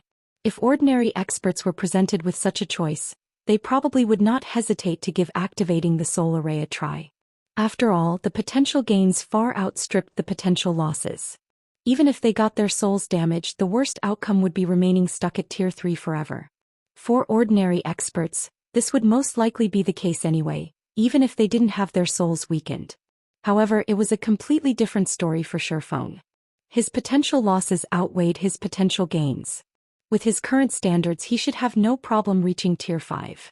If he had his soul damaged now, then reaching Tier 5 would become a problem. After all, the higher the tier players reached, the lower the importance of weapons, equipment, and bloodlines. Instead, individual strength was what mattered most. Do I give up?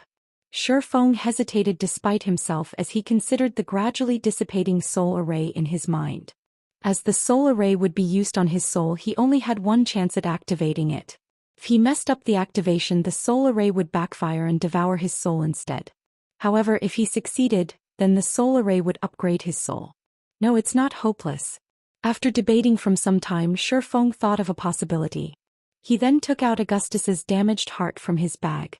It was incredibly rare for players to come across opportunities to upgrade their souls.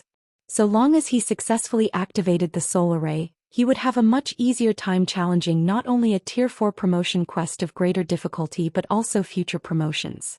In fact, the help he could gain from an upgraded soul would be much greater than what he could gain from a piece of legendary equipment. It would be a huge waste to discard this opportunity. Meanwhile, there were 2 ways he could drastically increase his chances of successfully activating the soul array.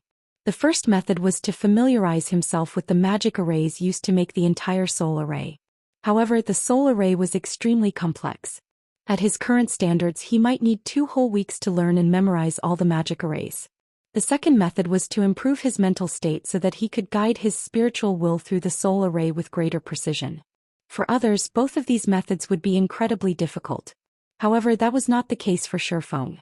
Augustus's damaged heart was capable of releasing eternal energy when activated. Eternal energy was many times superior to mana. It could elevate a player's mental state to its very peak. Be it familiarizing himself with the soul array or guiding his spiritual will through the soul array, eternal energy would be of great help. With eternal energy, his chances of successfully activating the soul array would increase considerably. The only problem was that Augustus's damaged heart had a 3-month cooldown. Of course, there was also the option of using 1 god crystal to circumvent the cooldown. While this was incredibly expensive, spending 1 god crystal to upgrade his soul would be well worth it. Following which, Shi Feng took out the last god crystal he had and placed it inside Augustus's damaged heart. He then activated the heart's magic array. Immediately, streams of purple mist flowed out of Augustus's heart and converged around Shi Feng. At the same time, a refreshing feeling spread across his body. His thoughts also became much clearer than before. Good. Let's begin. Taking a deep breath, Shi Feng started carefully analyzing the soul array's components one after another. 2 hours, 4 hours, 6 hours. Originally, it should have taken Shi Feng at least a dozen days to learn the soul array. However, with the help of eternal energy, he learned and familiarized himself with all of the soul array's components in just a little over 7 hours. He had even achieved rough mastery of a pseudo-grandmaster magic array that could be used to exert a little control over souls. Now that I've familiarized myself with all of the magic arrays, next up will be to utilize my spiritual will to activate them. Looking at the soul array in his mind, he could not help some slight nervousness. Although he had familiarized himself with all of the component arrays, activating them was an entirely different matter. After all, the activation of each magic array required him to split his spiritual will into multiple strands. The difficulty of doing so was incredibly high.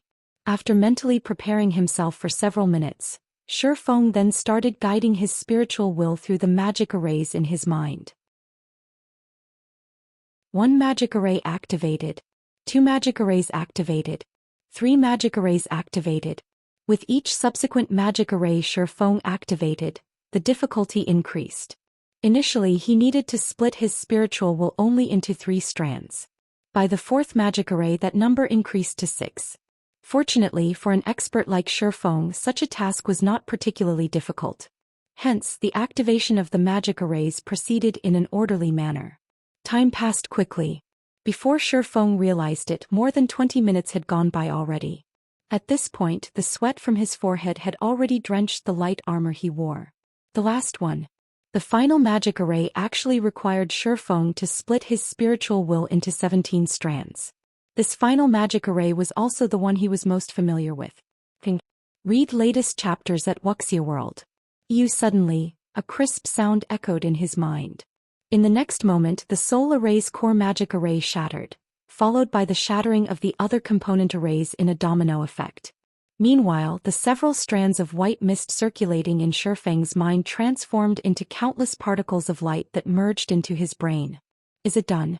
Shi Feng was stunned when he saw this scene inside his mind.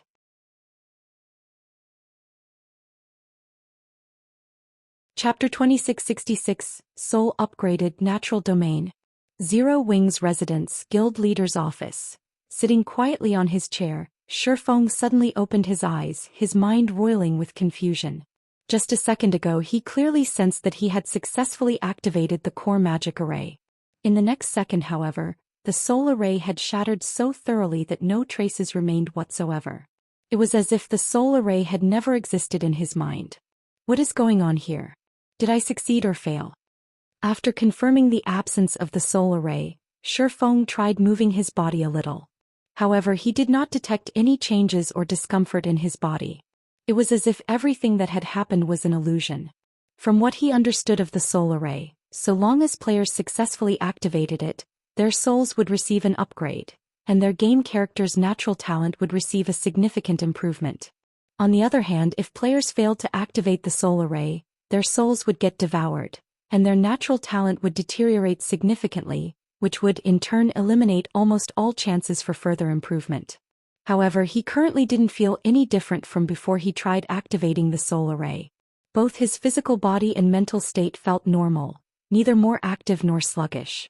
Could this soul array be a sham? After pondering for some time, Shifeng could come up with only this conclusion. Instead of the real deal, the soul array, planted in his mind, was merely a somewhat special soul mark. No other explanation made sense. Of course, there was one other possibility. All the information he obtained regarding the soul array in the past was false. The soul array did not possess the ability to alter a player's soul at all, and everyone who supposedly experienced these effects had only been imagining things. At this point, Shifeng could not help but sigh. If that really was the case, then he had suffered a huge loss this time. He had spent one god crystal to reset the cooldown on Augustus's damaged heart. Previously, in order to help out the guild's core members, he had spent most of the god crystals he had on hand and kept only one for himself just in case. Now he had wasted his last god crystal. Just as a wave of depression washed over Shifeng, Yulan knocked on his door and entered the room. Guild leader, Melancholic, and the others have arrived. In addition, the 300+ disabled NPCs are already in the residence's plaza. We can start the ceremony at any time, Yulan said, finding the look of depression on Shifeng's face a little strange. All right. Have the NPCs wait on the second underground floor first.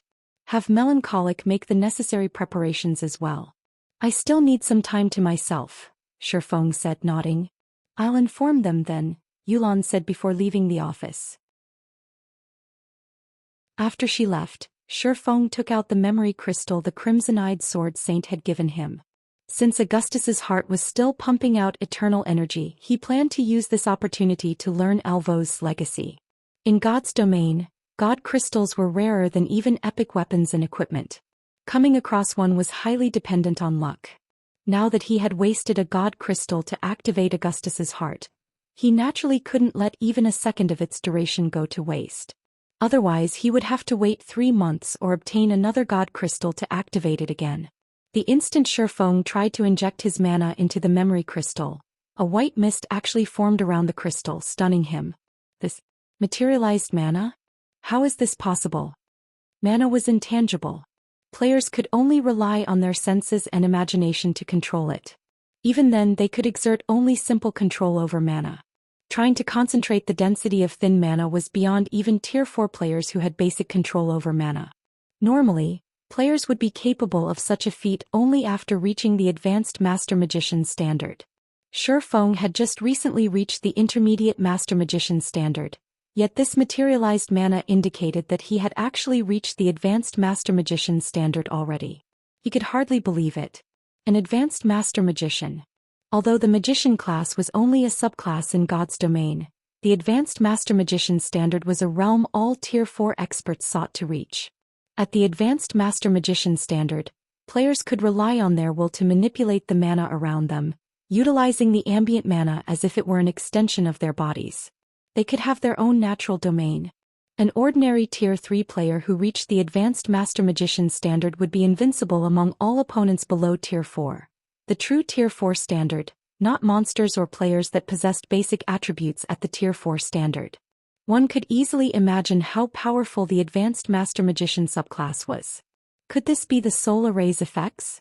This was the only explanation Shifeng could come up with for this situation after giving the matter some thought. Manipulating intangible mana was an incredibly complex task. Players needed a lot of time to adapt their minds before they could do it. Now, however, he could exert a great degree of control over mana despite barely putting any thought to the task. It was as if his mind had automated this process for him. Amazing. Truly amazing. The change to my magical talent is simply heaven-defying. Shifeng was filled with an indescribable sense of shock as he controlled the mana domain that had naturally formed around him. Currently, he could freely control all the mana within a 30-yard radius as if it were one of his limbs. With just a thought, he could have the ambient mana attack someone. Moreover, this attack would carry power at the peak of Tier 3. just by him materializing the ambient mana. If he were to use a magic array, the power he could exhibit would be even greater. After a brief moment of excitement, Shifeng calmed himself and put away the crimson-eyed sword saint's memory crystal. He then took out a tattered notebook from his bag. Originally, I thought that I could learn this thing's contents only after reaching Tier 4. I never dreamed that I could actually learn them now. That faux saint devourer really has helped me a bunch, Shifeng muttered, chuckling as he looked at the notebook in his hands. The notebook he held was none other than the mana-forging notes he had received from the famed smith Alba Gray. Although he had only one volume of the mana-forging notes, the value of this one volume could easily rival that of a legendary item. It was an item that the various empires of God's domain would go crazy over. This was because the forging techniques recorded within the mana-forging notes could serve as the foundation of an empire. Of course, learning the recorded forging techniques was an incredibly difficult task. Firstly, one had to have reached the advanced master magician standard. This requirement was because Alba Gray's mana forging techniques were different from conventional forging techniques, which prioritized the materials used. Instead, Alba Gray's techniques prioritized mana, while the materials used were only of secondary importance. One could consider Alba Gray's techniques a kind of lost ancient technology. Shifeng immediately started manipulating the mana around him to break the mana seal on the notebook.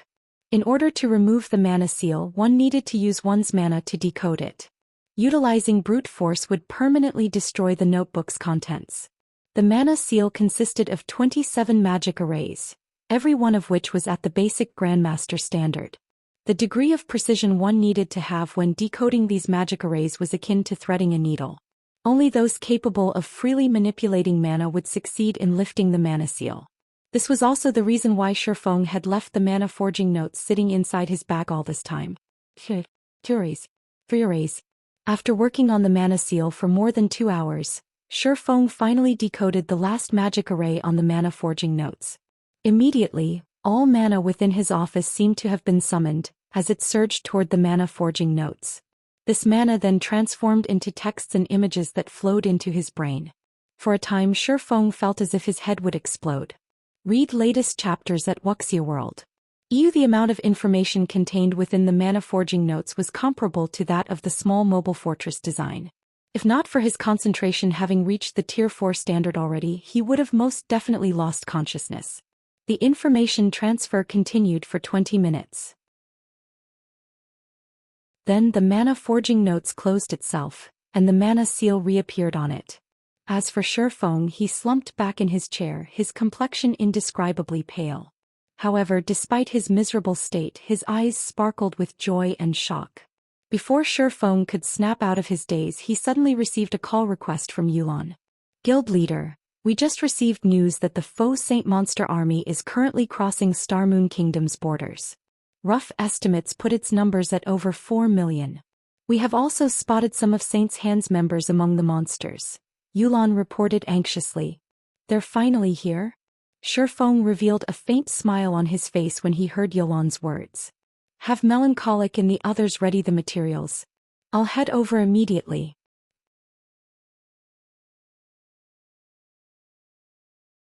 Chapter 2667, Foundation Skyrockets Silverwing Town, Zero Wings Residence, Second Underground Floor. At this moment, over 300 NPCs stood inside an underground hull, which was half the size of a football field. These NPCs all looked old and injured. The 100-plus Tier 3 experts of Zero Wing present could not help their confusion over the presence of these NPCs. With the situation outside so tense already, why did the guild leader gather us here instead of having us prepare for battle? A tall and thin level 115 man wearing the emblem of Zero Wing's main force reserve member muttered, perturbed. This tall and thin man was once the vice commander of an adventurer team. He had joined Zero Wing not that long ago and had gained his position as a reserve member of the main force only after Shifeng had left the eastern continent. Hence, he did not have a very clear idea of just how powerful the guild's foundations were. What the man understood very clearly was just how powerful the faux saint monsters were, especially after their numbers reached a certain scale. Several million faux saint monsters charging towards Silverwing Town was definitely a disaster. However, instead of further strengthening the town's defenses, Feng had actually gathered all of the guild's Tier 3 reserve main force members tasked with defending Silverwing Town in this basement hall. In fact, he had even kept them waiting here for such a long time with nothing to do but look at these old and ailing NPCs. This was simply insane. At this moment, many of the Tier 3 experts present were also confused by this situation. Silverwing Town was by no means a small place. There were many locations that needed defending. They still needed to organize the guild's other Tier 3 experts and Tier 2 members. They had already been tight for time, yet they had actually wasted 2 whole hours idling here. The players gathered could not help but wonder if Feng had given up on Silverwing Town already. To Zero Wing's core upper echelon, Silverwing Town might be just another one of the guild's residences. However, for players like themselves who had lived in Silverwing Town all this time, it was their home. Just as everyone was grumbling about the current situation, Yulan and Melancholic Smile walked to the staircase leading upstairs. They then flanked the staircase and quietly looked at the man descending it, a respectful expression appearing on their faces. Guild leader, all Tier 3 reserve main force members with a position of Viscount or above are here. They have already signed the confidentiality contract. With the personal guard slots they have, we will be able to accommodate all of the NPCs gathered. Melancholic Smile quietly reported to Feng. Alright, let's begin, Feng said, nodding. Originally, he had been keeping the water of life top secret. After all, only by doing so would he have an easier time collecting injured NPCs with good potential. However, now that God's domain had developed to such a state, he no longer had the leeway for such secrecy. After Feng said so, Melancholic Smile had the gathered NPCs line up before her. She then distributed the water of life to every one of them, the situation further confusing the reserve main force members present. What are they doing? What dense life energy?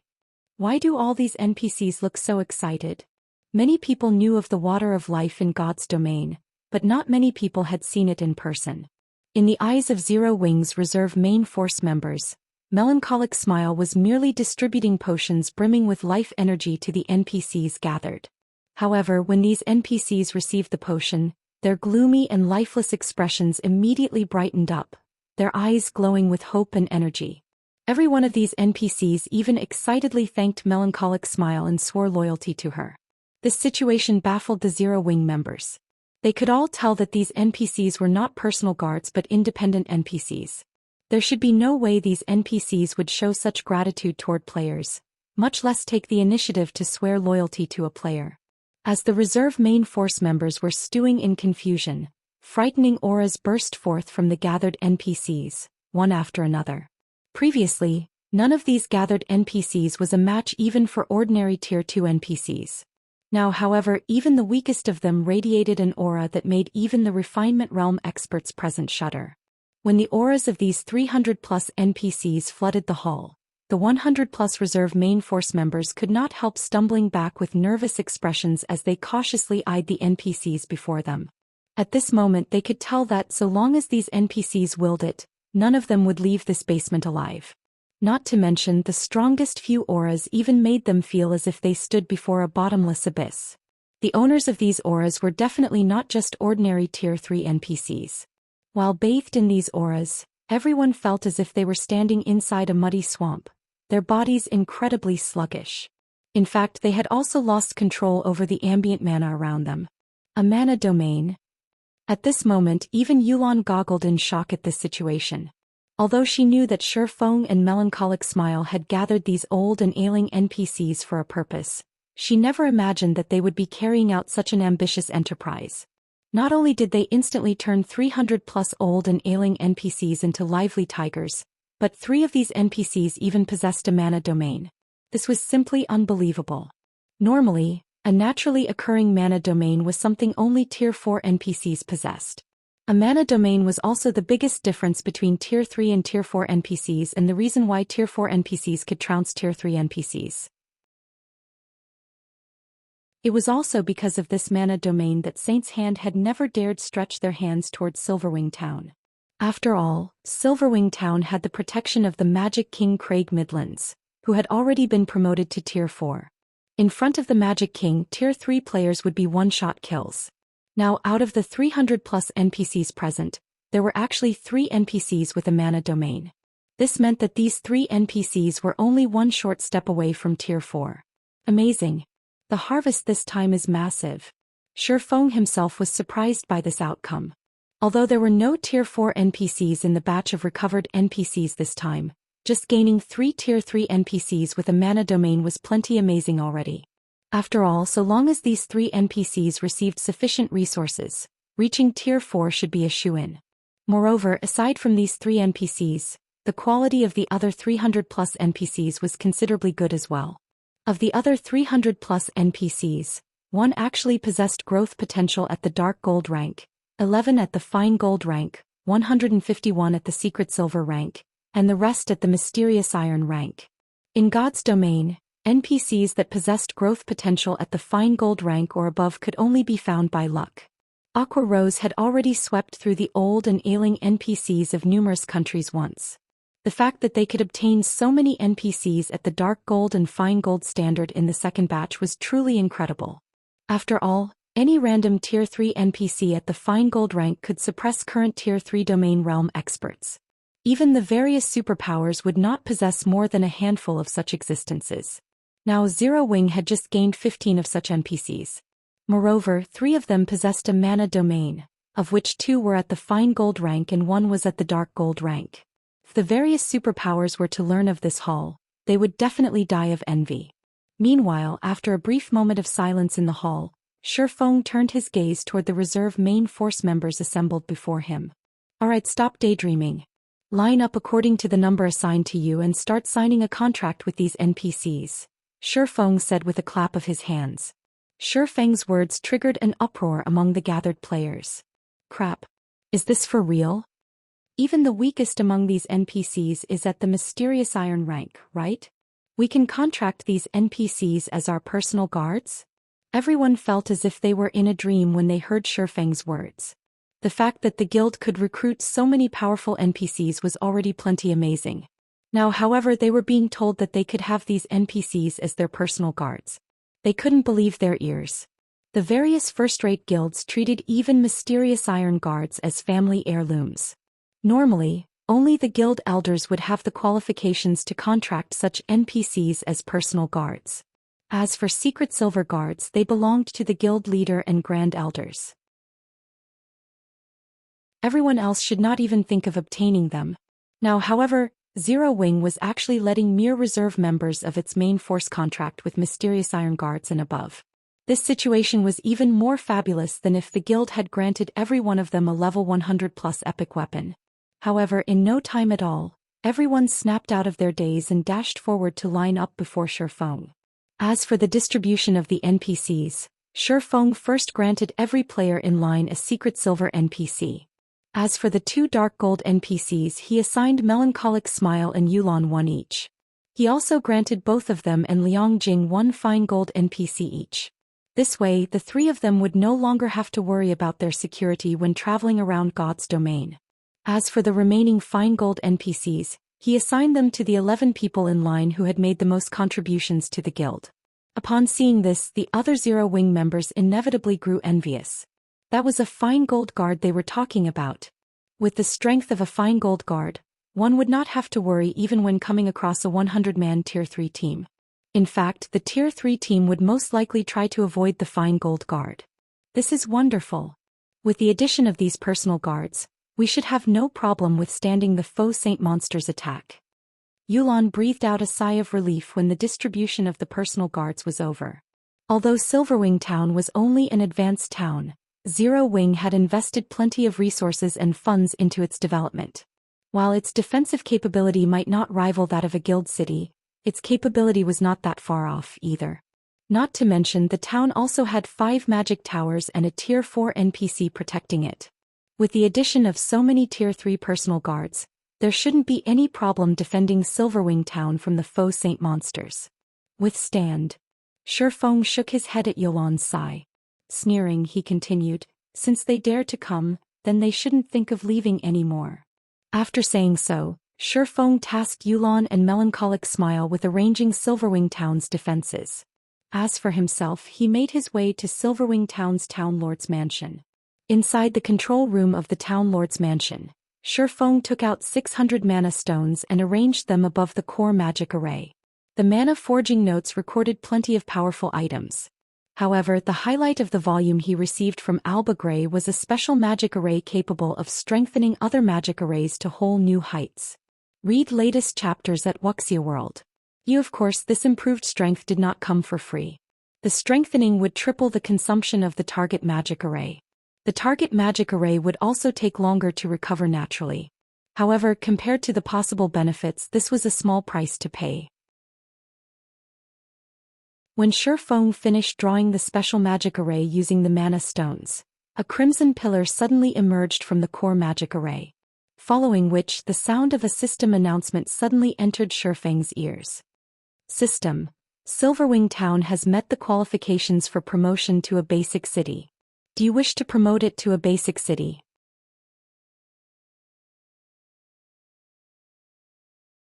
Chapter 2668, Siege Battle at Silverwing Town. The town can be promoted just like that? Shi Feng was surprised as he looked at the notification window at the corner of his vision. Although Silverwing Town was developing rapidly and its promotion to a basic city was only a matter of time, its attaining the promotion qualifications so soon caught him unawares. He never thought that there would be such a benefit to strengthening a town's core magic array. The defense of a basic city was significantly more substantial than that of an advanced town. The number of NPC guards one could hire would also undergo a qualitative transformation. This boost was especially advantageous for strongholds located in the Orc Empire. Recently, more and more players had started operating in the Orc Empire. Due to the very low number of player strongholds there, any stronghold that could ensure the safety of its players would become extremely popular, which would, in turn, guarantee its rapid development. However, despite receiving this unexpected boon, Shi Feng did not choose to promote Silverwing Town yet. Instead, he focused on the crimson light pillar that had appeared at the center of the room. He then took out piles of magic crystals and started channeling the mana of the light pillar into Silverwing Town's various magic arrays. While upgrading Silverwing Town now would indeed raise its defensive capability by a significant margin, doing so would come at a great price. All the players inside the town would be teleported out of the town during the promotion process. With the Faux Saint army approaching, there was simply no time to upgrade Silverwing Town. Otherwise, Zero Wings members might have to fight the millions of Faux Saint monsters without the help of the city's defensive structures. Moreover, now that he had strengthened Silverwing Town's core magic array, its performance would surpass even that of the core magic arrays of ordinary basic cities. There was simply no need to take such a big risk. The rampaging mana inside the hall started flowing into the core magic array, together with the mana the magic crystals released. The core magic array then directed this mana into the various magic arrays throughout Silverwing Town, reinforcing them. 3 arrays, 6 arrays, 9 arrays. As Silverwing Town's magic arrays got strengthened one after another, the town's ambient mana changed. By the time half of Silverwing Town's magic arrays were strengthened, a layer of red mist had appeared above the town, enveloping it completely. Quick look. Why is there a red mist above the town? What's going on? Is this Zero Wings doing? It's highly possible. The ambient mana seems to have become slightly wilder. So long as we use this mana, the power of our skills and spells should increase substantially. With this, we should have an easier time repelling the Faux Saint army.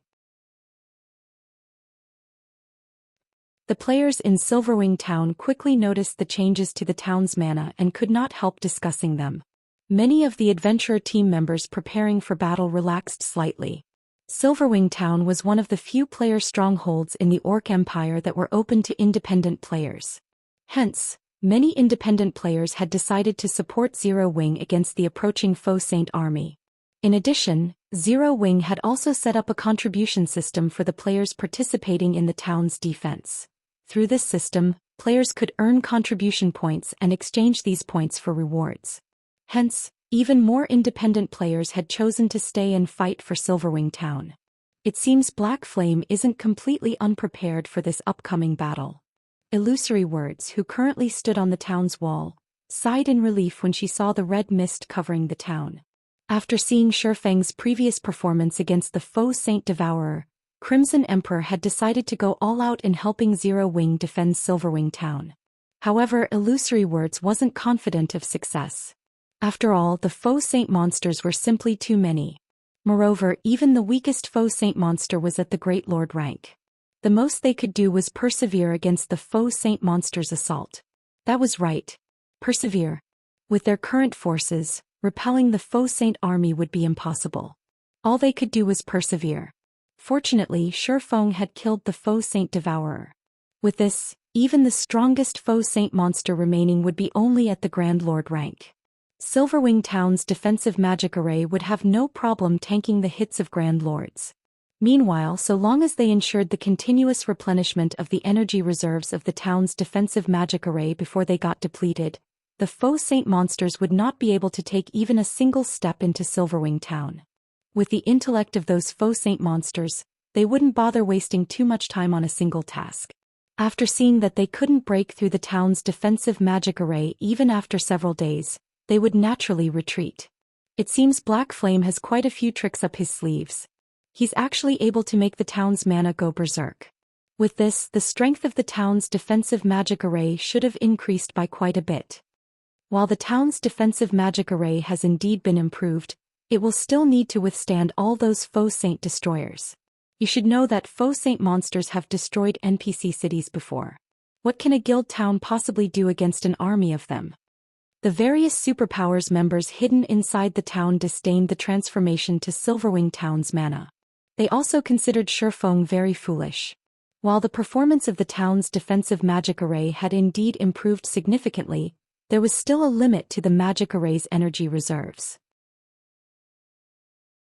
Faced with the attacks of tens of thousands of Grand Lord-ranked faux saint destroyers, how long could the magic array's energy reserves possibly last? Even the defensive magic arrays of NPC cities had fallen swiftly before the faux saint monsters. In fact, many of these NPC cities also had a large number of level 150 NPC guards and a level 180 tier 3 magistrate to defend them. In the end, the faux saint monsters still managed to drain the defensive magic array's energy reserves and destroyed the cities. Shortly after Silverwing Town's transformation, news of it quickly reached the Fire Dragon Empire's Flame Dragon City. Interesting. Since he's able to agitate the mana of a town to increase the performance of the town's defensive magic array, it seems he didn't defend those faux saint monsters in Saint's Hand without any forethought. A smirk appeared on Cold Shadow's face when she read the report she just received. What a pity. This development might have posed a problem for those faux saint monsters in Saint's Hand a few days ago, but it is futile now. After Cold Shadow said so, she turned her gaze to the video livestream playing before her. What this livestream showed was none other than the faux saint army that was marching towards Silverwing Town and was currently within 5,000 yards of Silverwing Town already. The monsters were so numerous that they covered all the land around Silverwing Town. From what she could see, there were easily more than 100,000 faux saint destroyers there, almost double the initial projections. Moreover, aside from the faux saint destroyers, there were also quite a few gigantic figures moving amidst this army, and the other faux saint monsters clustered around these gigantic figures. At this moment, White Feather entered the VIP room Cold Shadow occupied and said respectfully, "Vice Guild Leader, the various superpowers representatives have arrived already. Should we head over now?" "All right, let's go." Cold Shadow nodded. She then dismissed the video playing before her and left the Scorching Flame restaurant. At the same time, the players standing guard atop Silverwing Town's walls were dumbfounded by the sight before them. How is this possible? No. This can't be real. This must be a joke. When the players standing on the walls looked at the massive army before them, despair and reluctance overwhelmed them. There were 8 mythic-ranked faux saint devourers. Is this the strength that Saint's Hand has been relying on all this time? Illusory Words, who similarly stood on the town's wall, could not help a bitter smile when she saw the 8 faux saint devourers. She had anticipated that Saint's Hand had kept a trump card hidden. Otherwise, it wouldn't have had the confidence to take action so close to Silverwing Town, nor would it have put its precious mythic-ranked faux saint devourer at such great risk. However, she never thought that Saint's Hand had actually managed to produce so many faux saint devourers already. At this moment, even the various spectating superpowers were stunned by this situation. Too strong. The Faux Saint army boasted not only over 100,000 Faux Saint destroyers but also 8 Faux Saint devourers. With such a force, let alone destroying Silverwing Town, even capturing one of Star Moon Kingdom's main cities wouldn't be a problem. After all, the only real threat in main city-ranked NPC cities was the level 180 Tier 4 magistrates tasked with defending them. As for the remaining level 150 NPCs that were at Tier 2 or Tier 3, while they did pose a problem, they weren't undefeatable. At the same time, several thousand players wearing the guild emblem of Saint's Hand were hiding in a forest several thousand yards away from Silverwing Town. Among them, 1,000 magical class players were currently drawing a gigantic and complex magic array, which constantly drew on the ambient mana and reduced its density. Black Flame. I'll show you just how foolish your previous actions are and make you regret everything you've done. Thousand Eyes, who currently radiated an extremely weak aura, sneered as he looked at the Silverwing Town displayed on the magic mirror before him. No, I should say that you won't even have time to regret. Your Silverwing Town will turn to dust before you know it. Read latest chapters at Wuxia World. Meanwhile, inside Silverwing Town's Town Lord's mansion, while Shifeng was quietly inspecting the performance of the town's strengthened magic arrays through the core magic array, Yulan burst into the room with an ugly expression on her face. Guild leader, according to the information we received from the walls, aside from over 100,000 Faux Saint destroyers, the Faux Saint army this time also has 8 Faux Saint devourers, Yulan said in a grim tone as she gazed at Shifeng. It might be fine if only 1 or 2 Faux Saint devourers had appeared. At that time they could simply have Craig Midlands take action. However, the appearance of 8 Faux Saint devourers completely messed up their plans. With so many Faux Saint devourers attacking, it wouldn't matter even if Shifeng transformed into a black dragon again. They're here. Seeing the grim look on Yulan's face, Shifeng said calmly, "Let's go take a look then." You're tuning in to the Zhou Xian's Legacy YouTube channel. Don't forget to subscribe and join us on this journey to catch the most captivating stories.